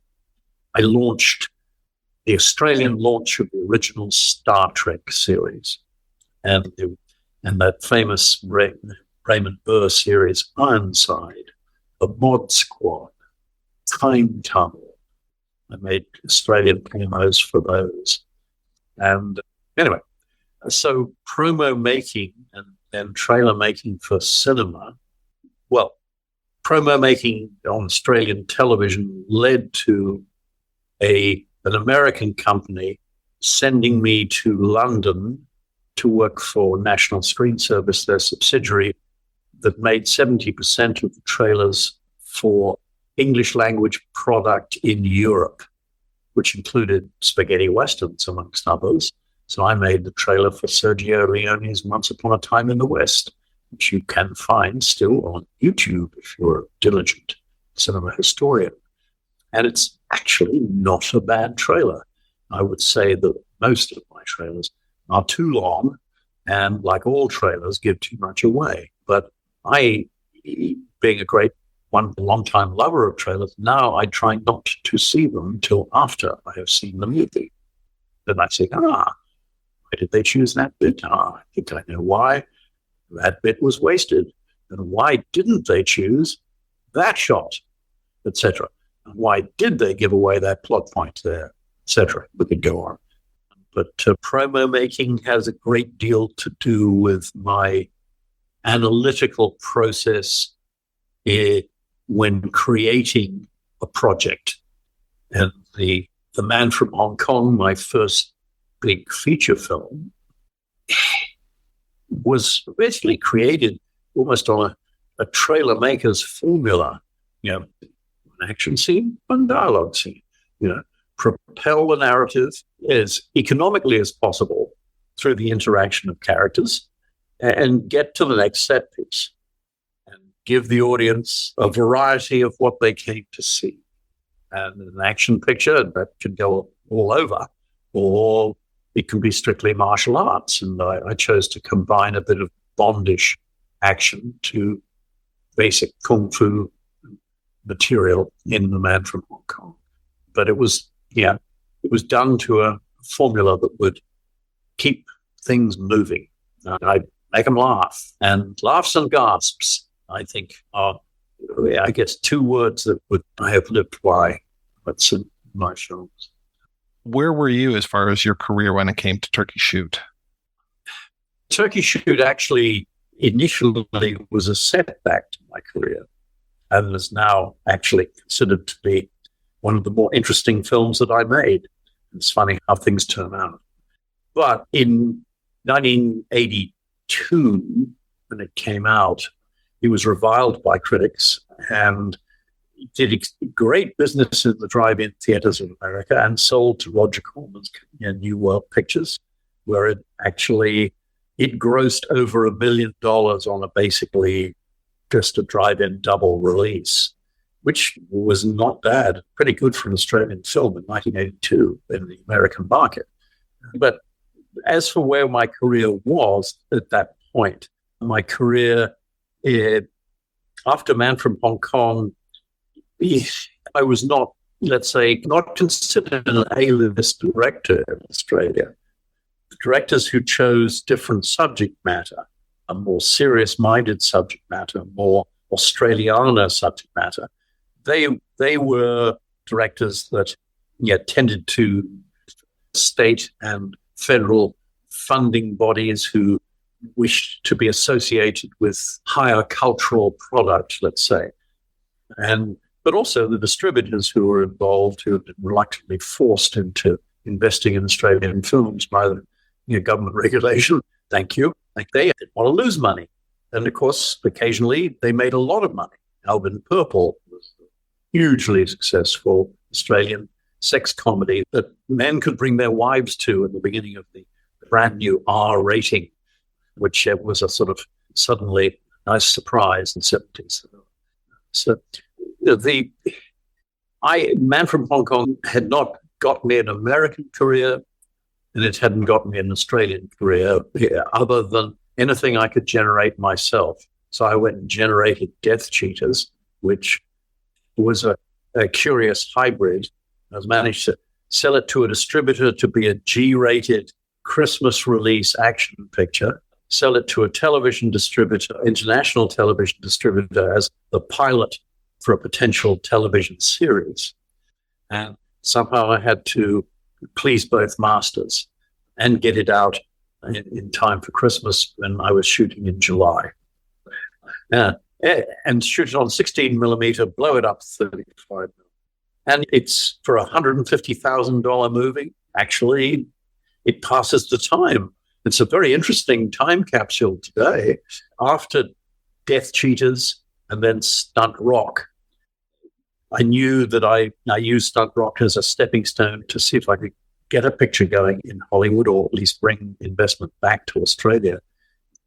But that only resulted in me getting useful experience in America by making Day of the Assassins and doing a lot of promotional work and making contacts with major distributors and people. So it was a useful couple of years. But Turkey Shoot was what brought me back from the US. And I thought, okay, this will be a film with a reasonable budget that I could really show my staff. And then, unfortunately, we lost a third of the budget, and it had to come out of the below the line. And this happened during pre-production. And no fault of the producer, it was because the government changed the tax incentive regulations.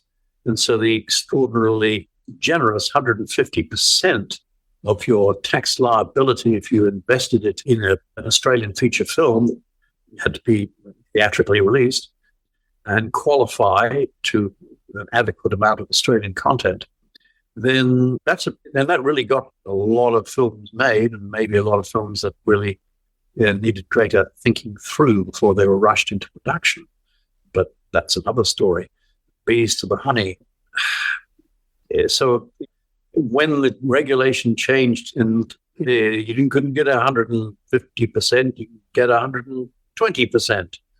A lot of people said, I'm not doing that. And the money didn't show up. And so 2 weeks before shooting, clearly the 36-day schedule was not going to happen. In fact, we actually had to lose 7 days of shooting and we couldn't afford the cost of the first 15 pages, which I replaced with a stock footage credit title sequence, which did the job just as well. So it's funny how things turn out. I wanted to do 1984 meets the camp on Blood Island, and then they play the most dangerous game, or the Naked Prey, or Battle Royale, or the Hunger Games, or whatever derivative, Run of the Arrow, whichever derivative of the most dangerous game they wish. And I thought that combination of those three genre subsets would be an entertaining cocktail, shaken, not stirred. And I was going to make it violent and sardonic. Basically, mission accomplished, but not with the finesse that I had hoped, and had to do a lot of improvisation. The somewhat spacey, futuristic vehicle that the camp commandant was going to drive, that turned out to be a simple agricultural vehicle to be found in Cairns. But it was red, and it was a different shape. That was a start. And one has to be philosophical about these things. But I realized that I was going to have to veer more into camp than I probably had intended to. And maybe the natural absurdity of some of the things that were going on, both in front and behind the scenes, ratcheted up my natural sense of the absurd, as I am, after all, a child of Monty Python. I see the absurdity in a lot of human behavior, but there are strange shifts of tone in the film.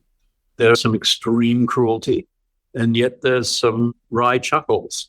Some people find that they're strange bedfellows, but it's an interesting sort of smorgasbord of which maybe some items are a little too bitter. Think of it that way.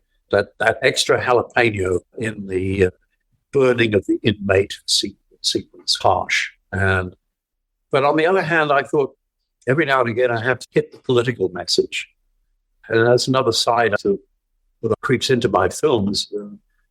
Roger Corman was very smart. He put political messages into exploitation pictures. The Wild in the Streets being a really interesting idea that he got across cleverly and drew a big audience by doing so. And it had some interesting, thought-provoking ideas in it that are still worth thinking about today. It's amazing how some things may come true. Look at Network, one of the great films of all time. It's all coming true. Anyway, the beating up of the inmate on the parade ground, coupled with the right-wing mantra, freedom is obedience, is work is life. All part of work, consume, be silent, die. That needed to be brutal and yet sardonic. I wasn't able to bring a sardonic quality to the death of the young kid.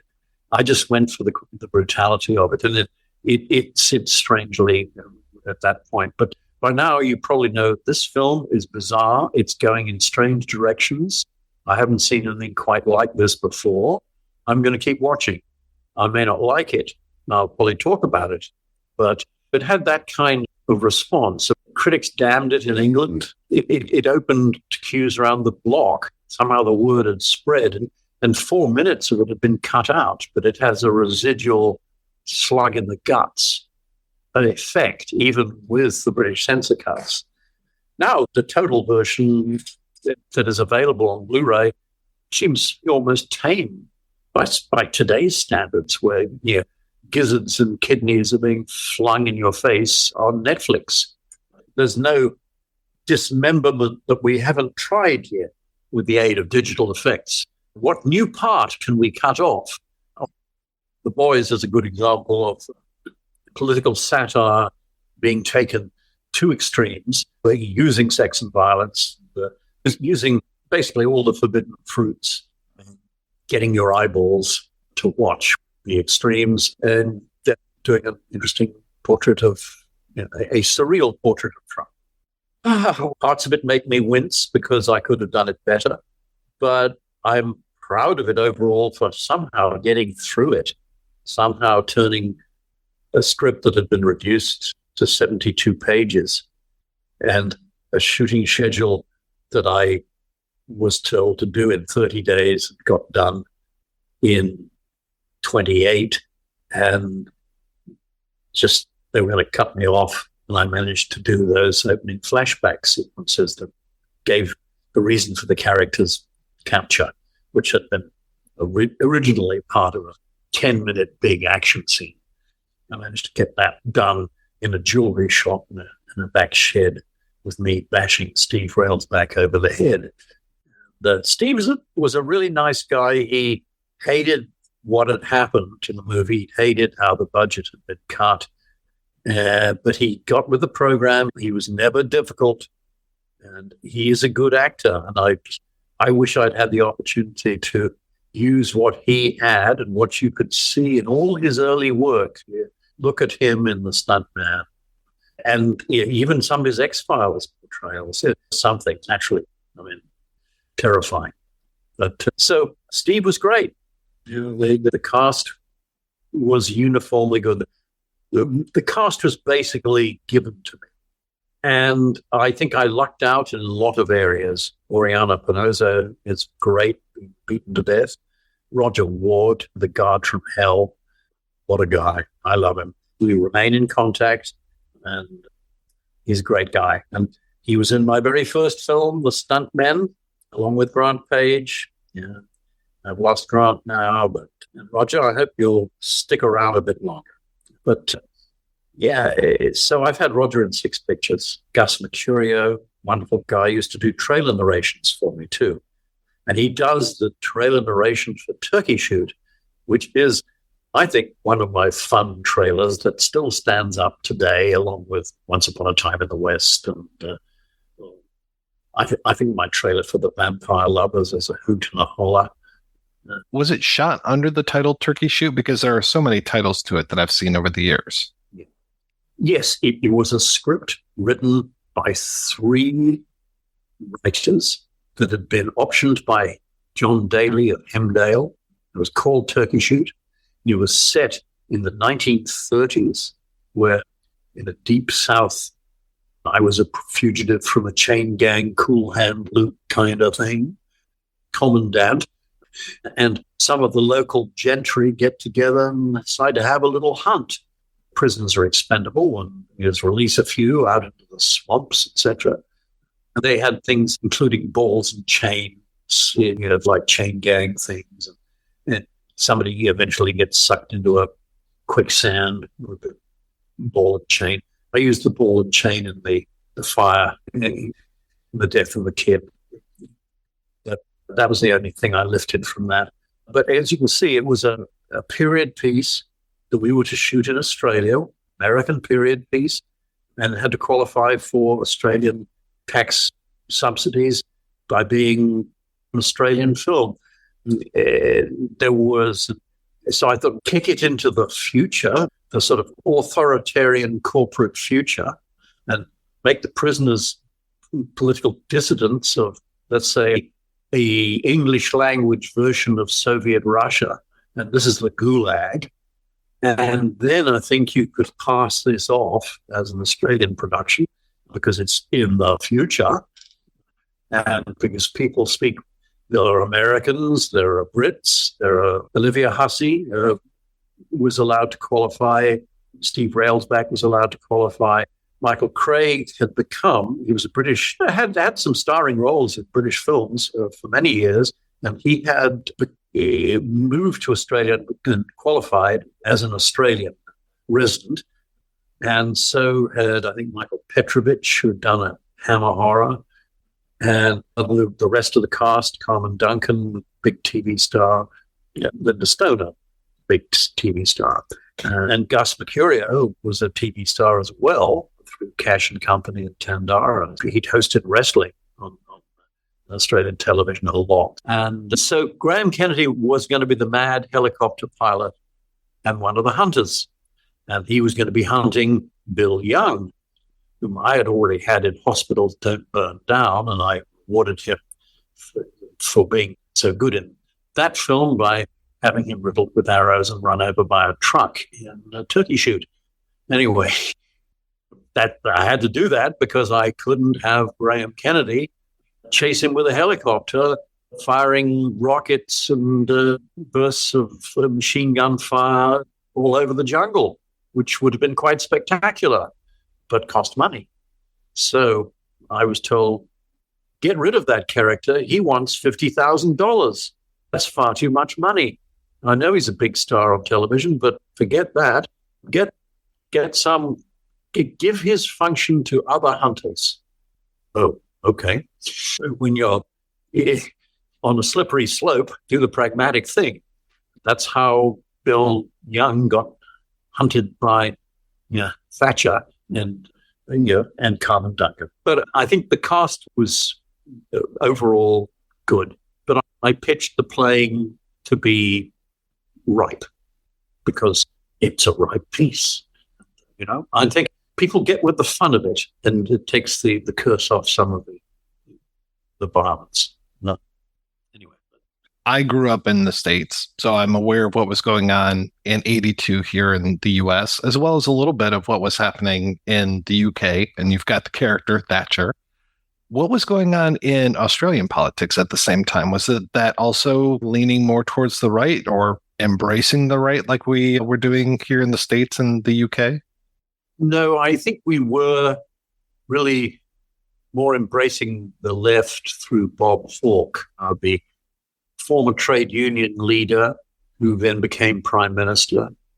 And he did bring about a number of useful social reforms. And the Labour government that had briefly made some difference in the early 70s was thrown out in 75 and took till, I think, 83 for Labour to get in. And, anyway, there was part of the political thinking in the film, and I developed it to rewrite with two new American writers. I never had anything to do with the original three writers because they wanted money to work. And I got two new writers who wanted less money, let's say. And they were well enough paid at the end of the day. But I was developing it in 1980 and into 81. And I was concerned about Reagan, or Ronald Reagan, as he was sometimes known in Australia, which was the first strike target of Soviet Russia at Pine Gap in South Australia, and the spy network there. Australia does feel vulnerable. Britain must feel very vulnerable, particularly currently, I would say. Yeah, there was it's part of the swing to the left by 1980, 81, 82. There was a strong body of opinion in Australia that, possibly in danger of starting a world war this bellicose attitude that Reagan seemed to be displaying. Now, with retrospect, I can see why Reagan took that posture and it worked to outdistance the Soviet Union economically and made them come to terms effectively. That has now been reversed because of Russian irredentism. But anyway, we must not get sidetracked into politics. But there again, I see movies as full of so many issues. But anyway, back to this one.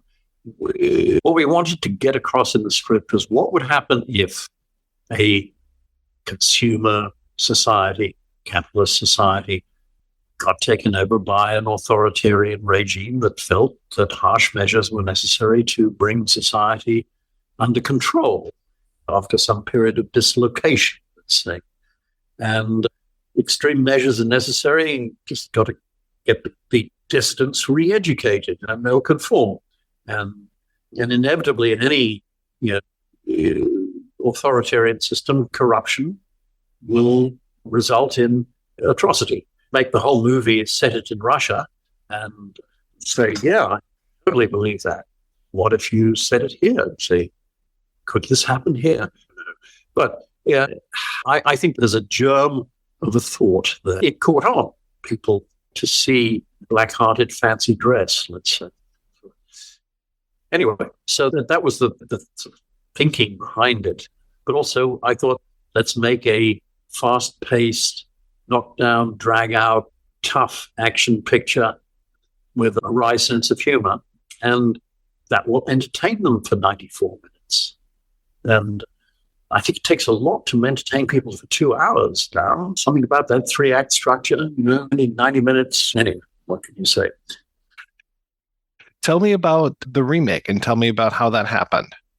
Yes. What did I have to do with the remake?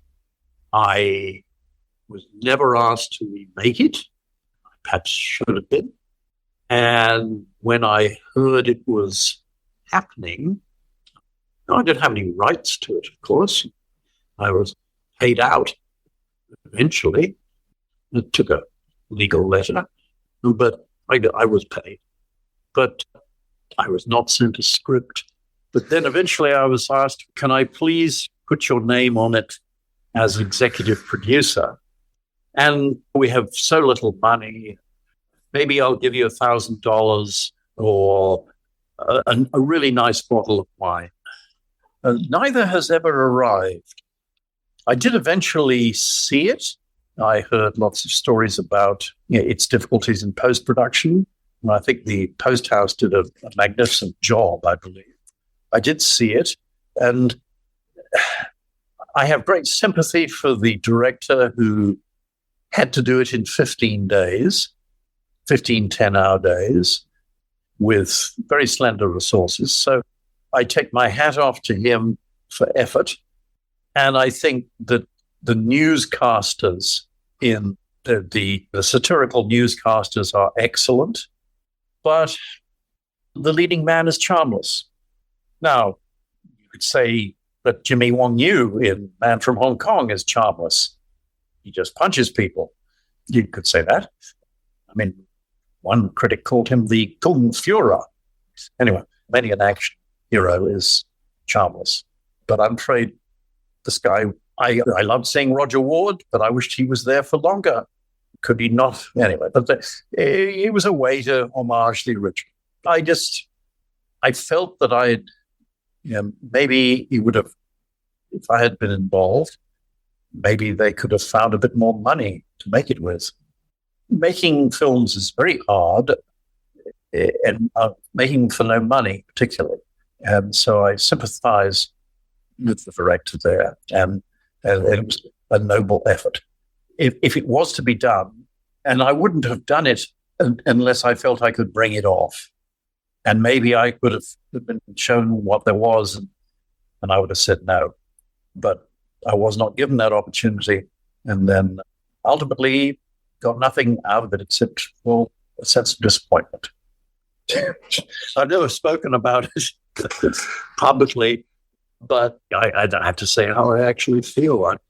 Look, that's show business. I don't feel hard done by.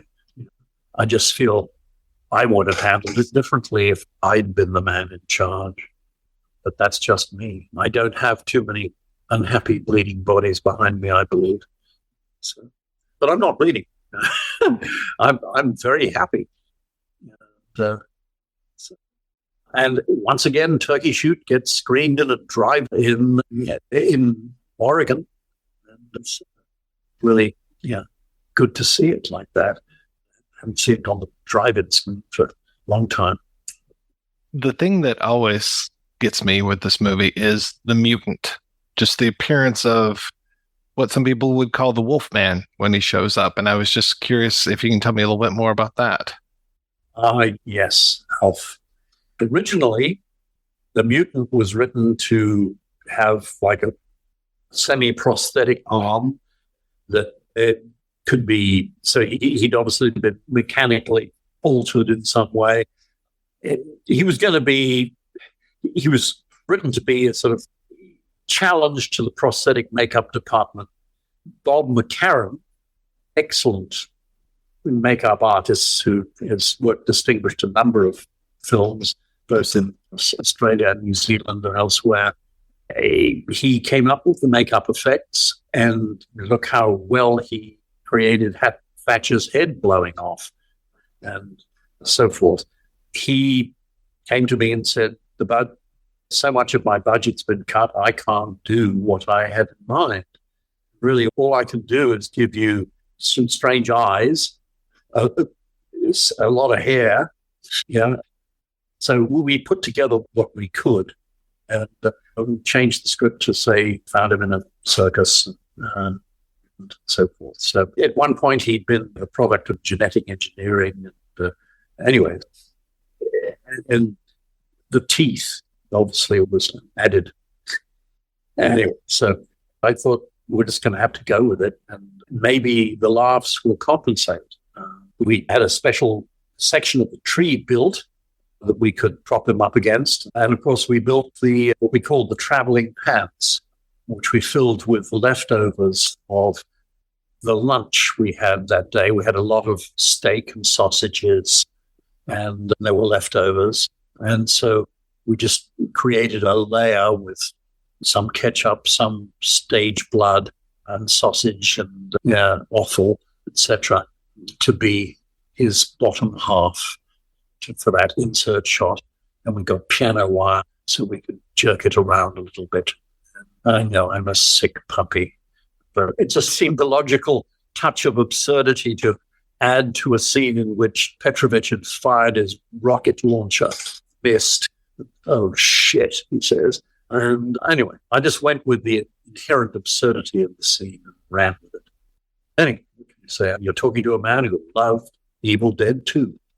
I would love to know a little bit about some of your writing projects, because I know in 2022, if you're a fan of Brian Trenchard-Smith, you are in for a treat, because there was both the adventures in the B-movie trade, and then I want to say that Alice Through the Multiverse came out that same summer as well. Is that correct?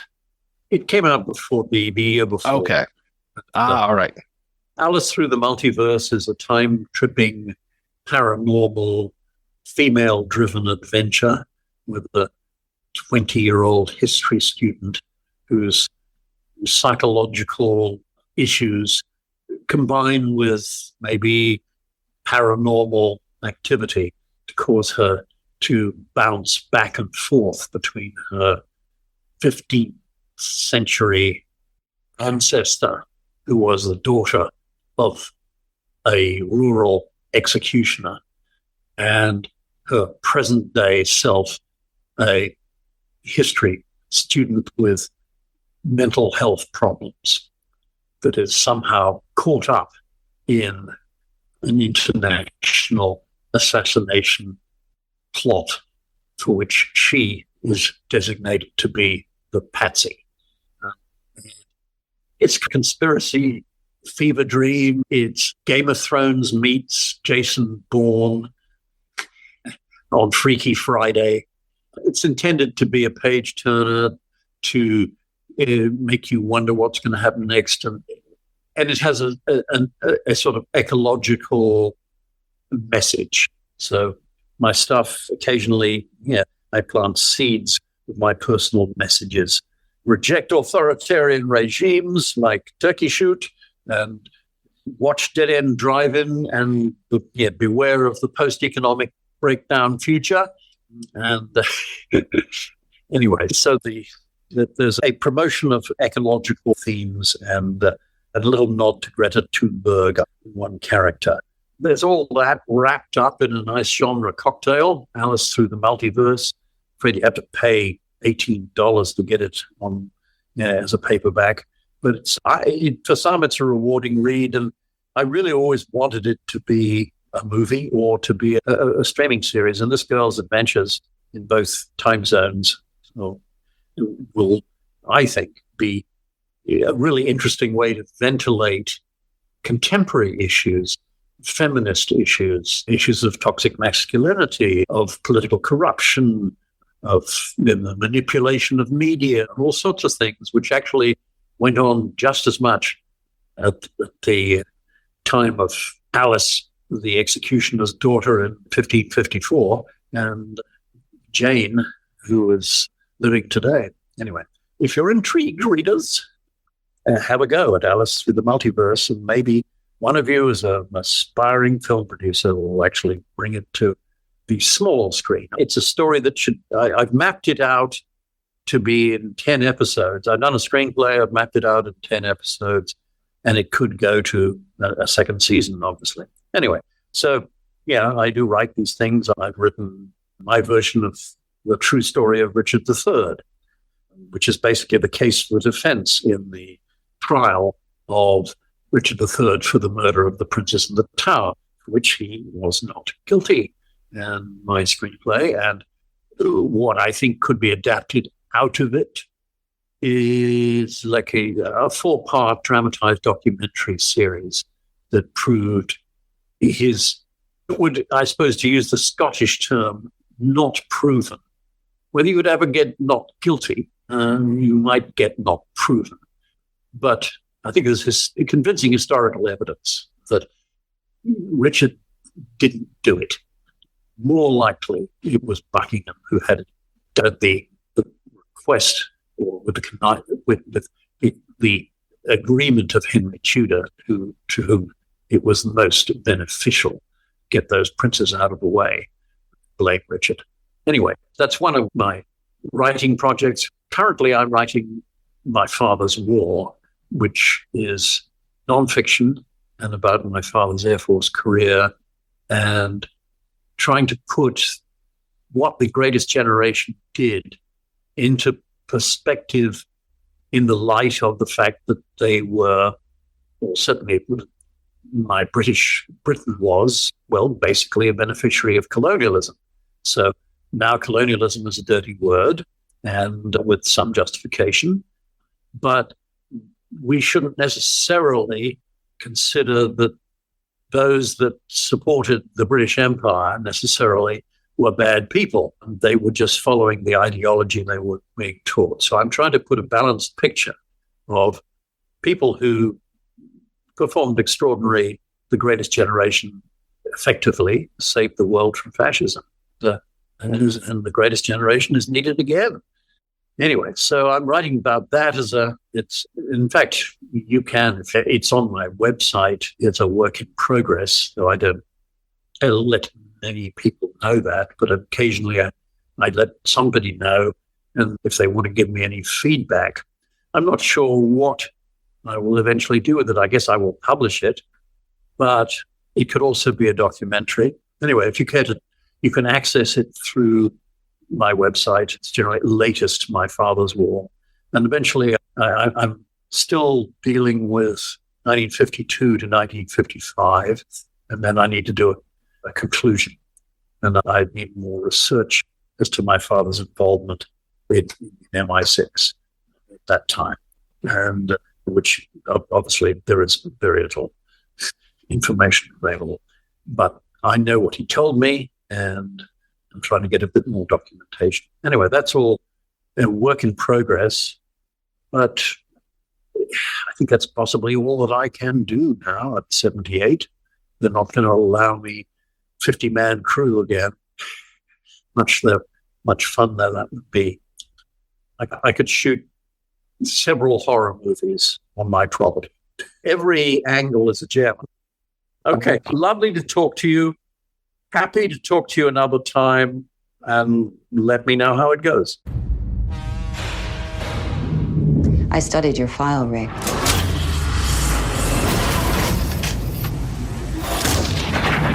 I can make it all go away. Sleep now. When you wake, all you gotta do is play. Turkey shoots the game. And you're the turkey. Just who is our new turkey? He's Rick Tyler, disgraced former Navy SEAL, court-martialed 3 years ago for massacring women and children. Navy SEALs, Marine for pussy. Hoorah! The game has 3 levels, and hidden in each level is this box. Open all 3 boxes, you win your freedom.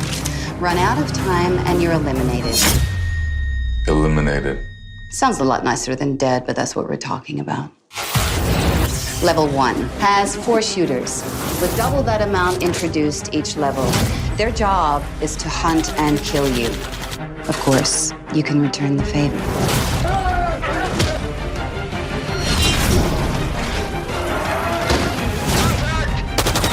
Oh, you see it?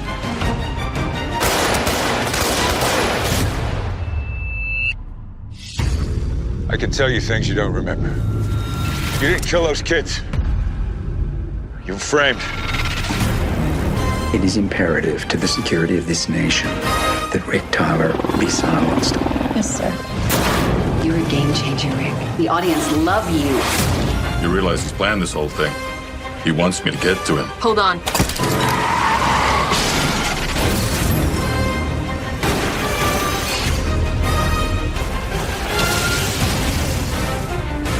I'll see you on the next level.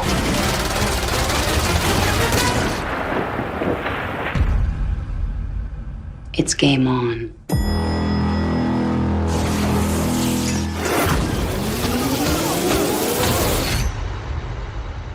All right, we are back and we're talking about Turkey Shoot. And as I always say, any good movie deserves a really bad remake.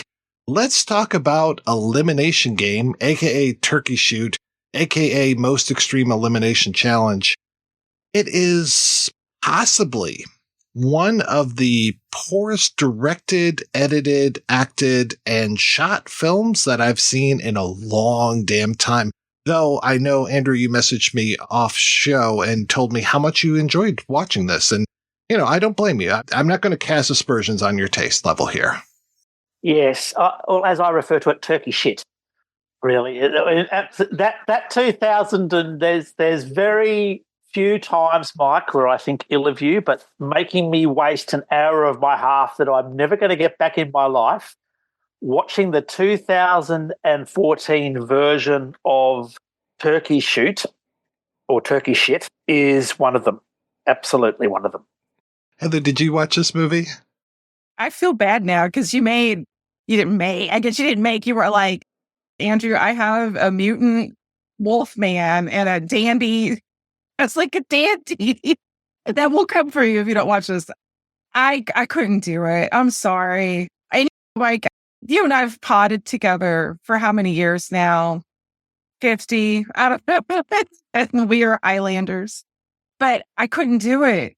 I'm sorry. I couldn't do it. It's like when Chris, our beloved Chris Dashu, our good friend, asked me if I wanted to watch the Indian, like the Bollywood version of Forrest Gump. I couldn't do it.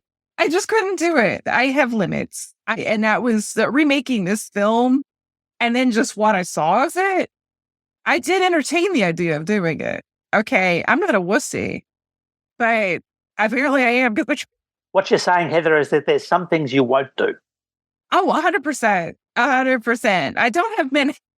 I have many limits, but this was one of them. And also, why? That's the thing when you see a shitty remake. Why? And apparently the makers of this were really big fans of the original because they got back some of the actors from the original, including Roger Ward, but even the woman that played Jennifer is back in it. I think she's like the president or something in that movie. She plays the president, yes. She plays the president, President Sheila Farr. Yeah, just they got her, put her in front of a green screen, and just said, go nuts. This movie is so poorly directed. I just want to talk about one scene in particular. I went back and I rewatched it today just to make sure that I wasn't seeing things. And it was really about what I wasn't seeing. There's a moment in the film where Dominic Purcell, who plays our main character, and it's just the one character. There's not 3 characters going on here, or 5 even when it comes to the turkey shoot. He is in the shower. Yay. Very buff man, looks fantastic. Dominic Purcell's pretty handsome guy. Terrific. Great. He's in the shower and he's looking straight ahead. And then cut to a guy who is, the lighting is the exact same. It's this blue light and he is facing to the left. And then they cut back to Dominic Purcell. And I'm like, is he looking at this other guy? Where is this other guy? And then they cut back to the other guy again. And it looks like he's got a knife in his hand. And I'm just like, does he want to fuck Dominic Purcell? Like, are they in the shower together? Like, what is happening here? And they kept going back and forth between these guys. Finally, they do a shot where you realize that this guy is actually on the wall opposite of the shower, like around the corner, waiting to sneak in and kill Dominic Purcell after they've had all of these looks between them because Purcell's staring straight ahead. And I'm just like, it looks like he's looking at this dude and it looks like the dude's looking at Purcell. And I'm just like, okay, are they going to fuck now or what? And no, it's a kill rather than a fuck with this. And I'm just like, did I really just see that? Was that put together so poorly that you think that these 2 characters are in the same room when they're not? Yes. The answer is yes. You get to see Roger Ward's head explode a few times. You get to see, oh God, it just looks so awful. There's a gentleman who's from The Meg, one of my favorite films, who I thought he was fucking Kevin Sorbo when I saw this the first time because he looked so bad. And the movie is bizarre because first off, it starts ripping off blatantly The Running Man because all of this stuff is being televised, which I think is pretty funny because I want to say there's even a line about like how secret they want to keep stuff. Well, here, Turkey Shoot is the big game show like The Running Man. And then eventually Purcell escapes from, like the island or whatever. And then it suddenly becomes the Millions game, which we've talked about on our Running Man episode, which is hunting people inside of a city. It's kind of 10th Victim-esque. But all of these movies, I'm saying, every single one that I've talked about is so much better than Elimination Game, which just, it looks fucking cheap. The graphics for Turkey Shoot are decent, but then also Tubi was not doing me any favors because every time they would break for a commercial for Turkey Shoot, the movie, they weren't doing the commercial breaks on Tubi, the channel. So it was bizarre because I would get commercial breaks in the movie, and then I would get a commercial break like 5 minutes later. And I'm like, it was very, very poorly timed is what I'm trying to say. I've missed out. Oh, You've dodged a massive bullet. Shitty reality TV aesthetic. Nasty, ugly, facile. It actually made no sense. The plot made no sense to me. And it's actually hard to fuck up a people hunting people film, I think, because it's basically fairly simple. And even the crappiest people hunting people films make sense because you've got someone who's been hunted by a group of people. But this was actually sort of more, because there's 2 types of those films, I suppose. There's the people hunting people film where you've got a bunch of rich weirdos, a la the original Turkey Shoot, who are hunting people for sadistic pleasure, or then you've got what I sort of call murder game films, which are films which are about people who organise these hunting games as a sort of, and then televise them to a sort of passive audience as a sort of way of pacifying their rebellious instincts. So this was sort of more a murder game film than a sort of a people hunting people film, I suppose, because it was being the turkey shoot was being televised for the masses and was apparently the highest rating television show in the world, and it just got higher and higher ratings as Rick Taylor, disgraced former Navy SEAL, AKA the Butcher of Bakersfield. Yeah. Yes. Dominic, who the fuck is Dominic Purcell? He is mostly known for being Dracula in Blade 3 and being the guy who was stuck in prison during all of Prison Break. Well, Prison Break until they broke out of the prison, and then the show just fizzled like nobody's business. Everyone deserves a paycheck. Everyone's got to make a living. I certainly don't want to criticize anything to do with any of the 3 Blade films. But he was terrible. It was terrible. It made no sense. Ramrod the Marksman, that ridiculous character Ramrod the. Why didn't you just call him, call him anal intercourse or something like that? Why do you don't bother coding it. Just come out and say it. All the other shitty characters. I think it's also you can always tell when a film is going to be crap when they call something Neo. Yeah, Neo Alcatraz, which was this sort of, I suppose, a bit of a nod to the Guantanamo Bay, Abu Ghraib. It looked ugly. It was just, terrible on every level. They tried to sully the good name of Charlie Varick because Anthony Ganane is back as President Charles Varick. I'm just like, for fuck's sake, guys. What really breaks my heart is, so this was directed by John Hewitt, written by Belinda McClory, who also is in it. She's his handler. And Belinda McClory, she was Switch in The Matrix. And I love her character, but not in this. Not in this. I got to say, it really annoyed me the way that everyone spoke in American accents, even when they were, they were all Australian. And it didn't work, I thought. Belinda McClory, she was in a film, a really weird Melbourne sort of serial cop investigating a serial killer film called Red Ball. Oh, I remember Red Ball. In 1999 that John Hewitt did. John Hewitt also did this version of Turkey Shoot that we're ragging on at the moment. She was in the Matrix film. She was in 2 really good Australian true crime shows in the 90s, one called Janus and one called Phoenix. I really like her. I think she's really good, and she was really good in Red Ball, and I actually quite liked Red Ball, even though I didn't think it completely worked, but I liked what it was trying to try and do. But so, and to see her reduced to playing some weird faux American handler of disgraced former military Navy SEAL Rick Taylor was just a bit sad, actually. She was also in one called The Book of Revelation, which we're actually going to cover next year. What's that? I haven't heard of that.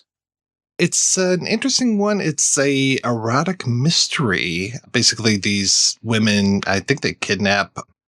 Oh, yes, The Book of Revelation. Yes, they kidnap a guy and sexually abuse him, then release him. I've never seen that. I've never seen that film. I've got it on DVD somewhere. Yes, Anna Kokonos. I remember watching that years and years ago for an article I was writing and actually really liking it, so I threw it on the schedule for Dirty December 2025.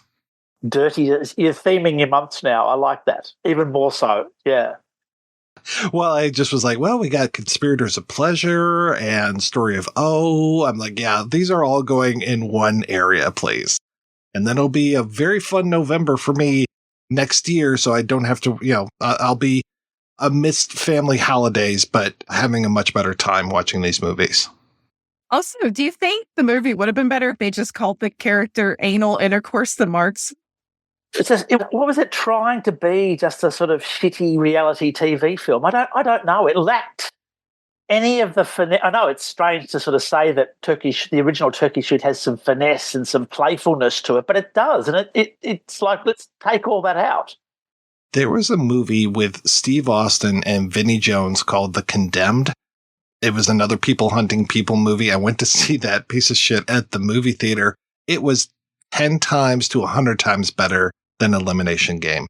And like I made that joke about Most Extreme Elimination Challenge. When you call it elimination game, I picture two guys on toilets staring at each other and trying to shit faster. It's the new reality show. Would have been a better film. Oh my God. I hope there's not fanfic for that. Just don't see it. Don't waste your time. Watch something. Go and rewatch something. Go and do so. Just go and read a book. Go for a walk. Tell your partner you love them. Do something else, but don't watch this film. Sorry. And I'm glad that Brian Trenchard-Smith made $1 as I think he was an executive producer. Don't want to criticize that, but just an absolute piece of steaming shit. We're going to take another break and play a preview for next week's show right after these brief messages. Thank you for agreeing to make this documentary. My name's Rucker, rhymes with trucker. That's my wife, Darlene. She's a real looker, ain't she? What is your contribution to society as truckers? My contribution to society. 28 years of my life, I've been working on this portrait. It's lonely out there on the road. You gotta love where you can. I love Darlene. I'm not saying you don't love your wife. Yeah, it's hard being on the road, alone. It looks a lot like her, but Darlene's much prettier. Let me go! Let me go! Your wife's not doing it for you anymore. Do you want me to show you how I do it? Do you think she'll like your masterpiece when you're done with it? Masterpiece. I like the ring of that. Pay attention. You're not taking advantage of her, are you? Are you sure?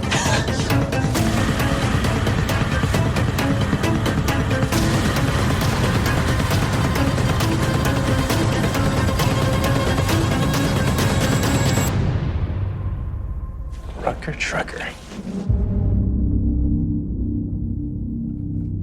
That's right. We'll be back next week with a look at the film Rucker. Until then, I want to thank this week's co-hosts, Andrew and Heather.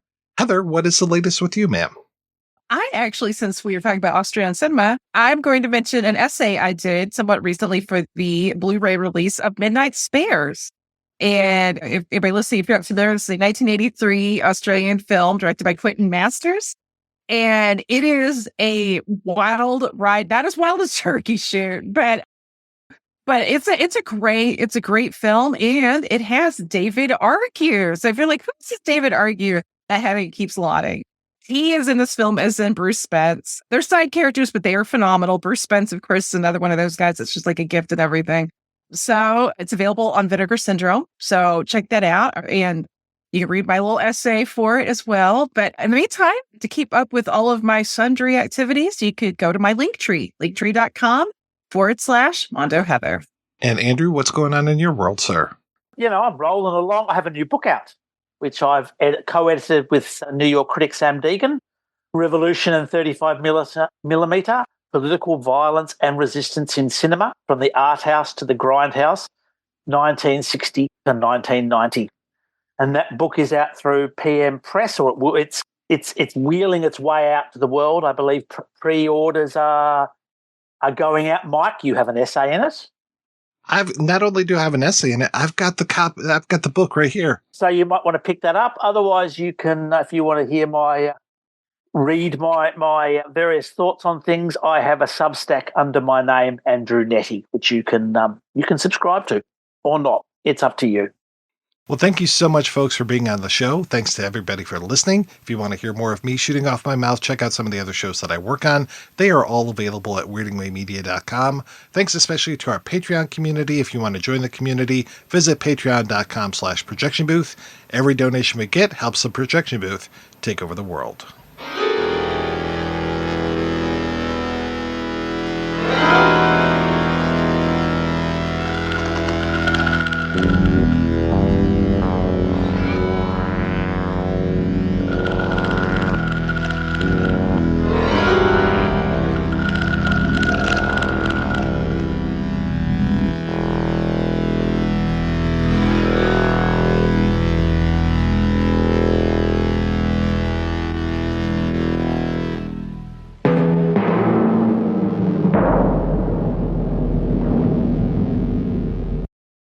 All deviates assemble immediately in center compound. All deviates assemble immediately in center compound. All deviates assemble immediately in center compound. All deviates